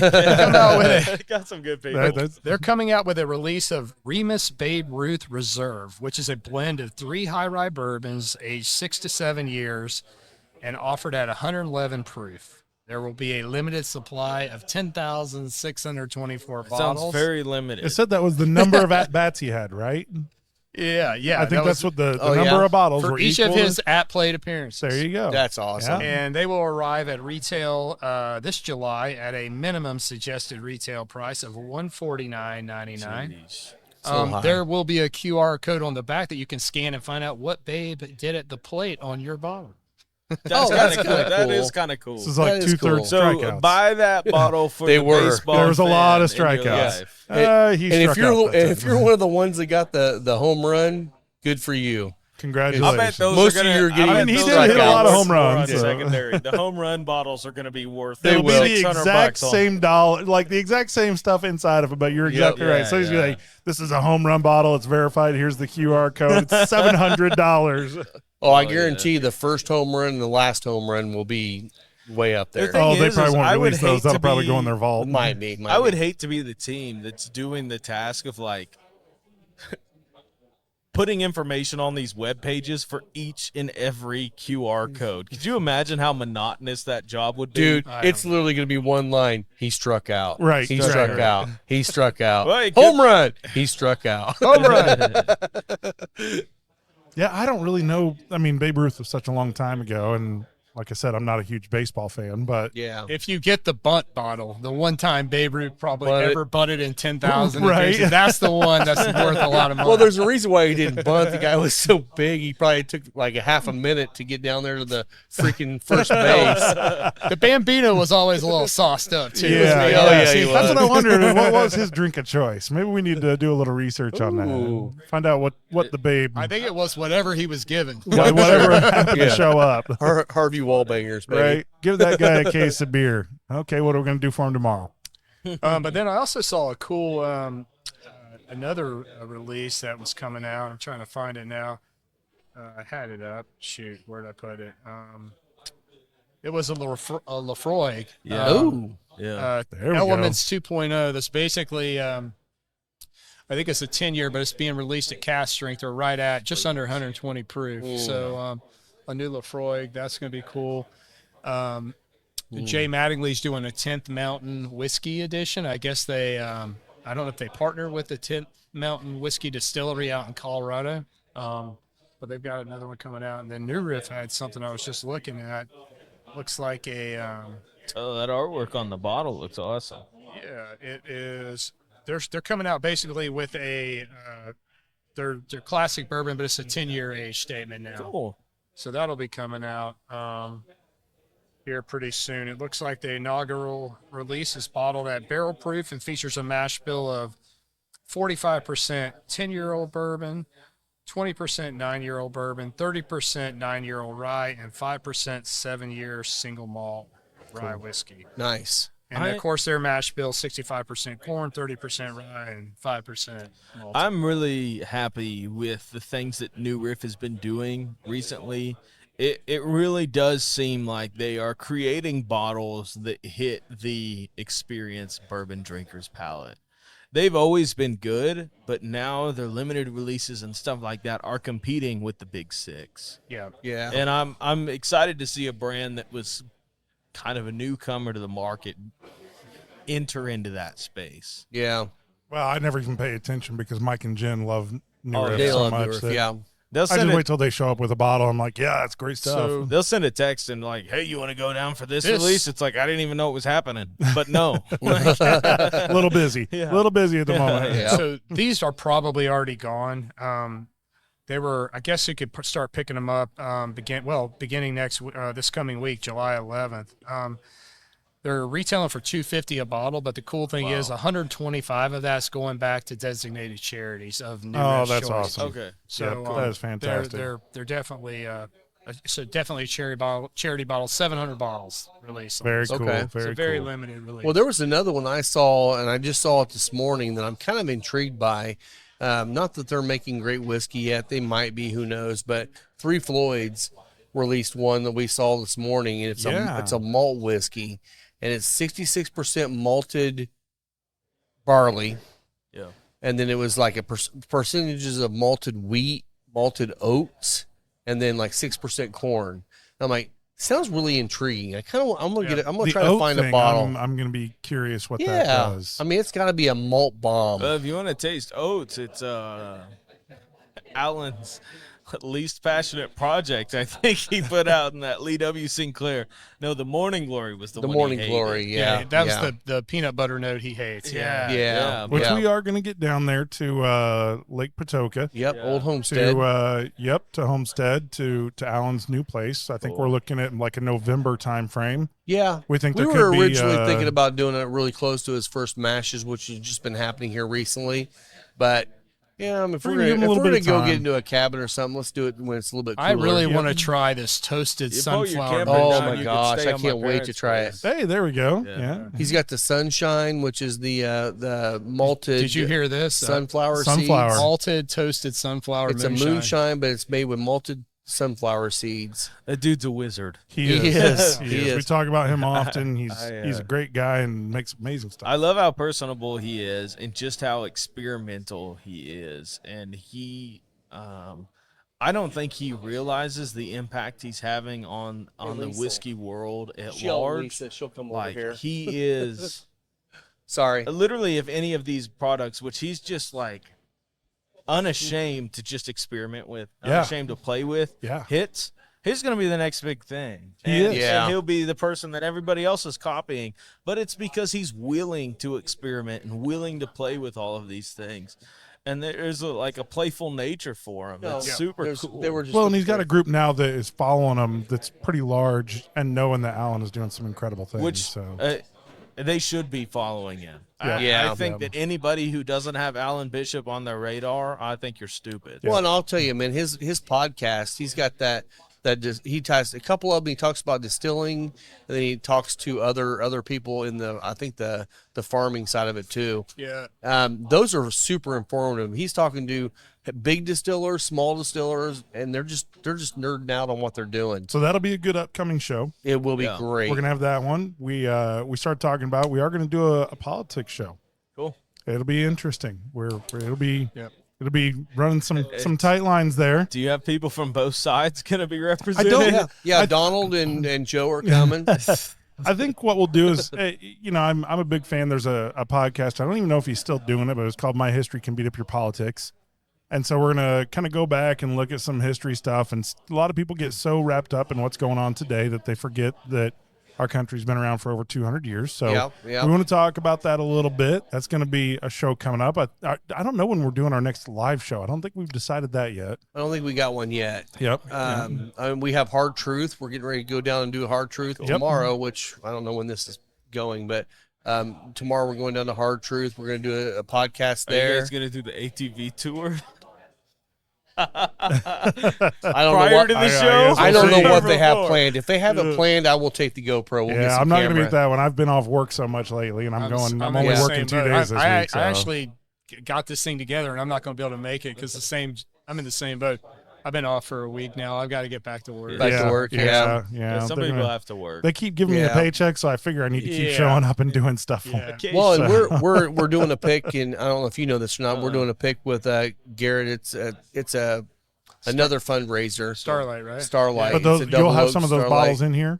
I'm planning on getting at least a couple cases. Perfect. So keep if I an can eye get a out for the couple next cases, Starlight pick coming to final. That'll be coming. And they're shooting for a double oak. Double oak. That's what they're supposed to be picking is double oak. Yeah. All right. So the last thing we're gonna go have some fun tonight. We gotta start wrapping this thing up because we're gonna go out to Anderson Speedway, the fastest quarter mile in the world. Awesome. Highest bank quarter mile in the world too. There you go. I watched I went back and watched Thunder Cars. It was Dirty Racing. I don't know if everybody remembers that from like 20 years ago. HBO did a documentary on Anderson and Anderson Speedway specifically, and this guy Sammy Hawkins running the Thunder Cars. So we'll be watching some figure eight races tonight. It's going to be a good time out there at the Anderson Motor Speedway. If you haven't been there, definitely go in and check out that local establishment. It's a lot of fun. That'll be a good time. Doesn't anything go at the Anderson Speedway? Absolutely. Yeah. Pretty much anything. It's the next closest. You know what the next closest business right next door to the Anderson Speedway is? No. It's a strip club. A strip club. Strip club. Yeah, because it used to be all GM, General Motors jobs. There are like 30,000 employees, and so there's the Speedway for Fridays and Saturday nights. You get done at the Speedway, and apparently the guys would go over to the strip club. It's kind of funny. That place has no windows. No, it does not. It's just a solid block building. You don't want to see those.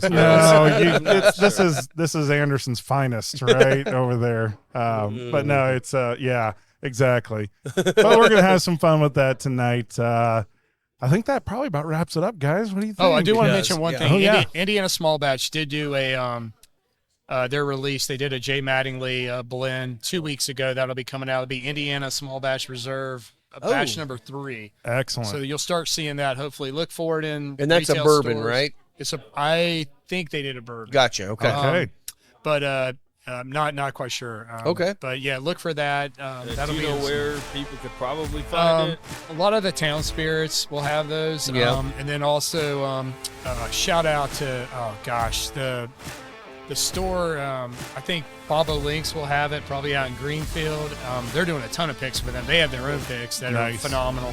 And then Greentown. What's the store in Greentown? Uh, Holly's Package.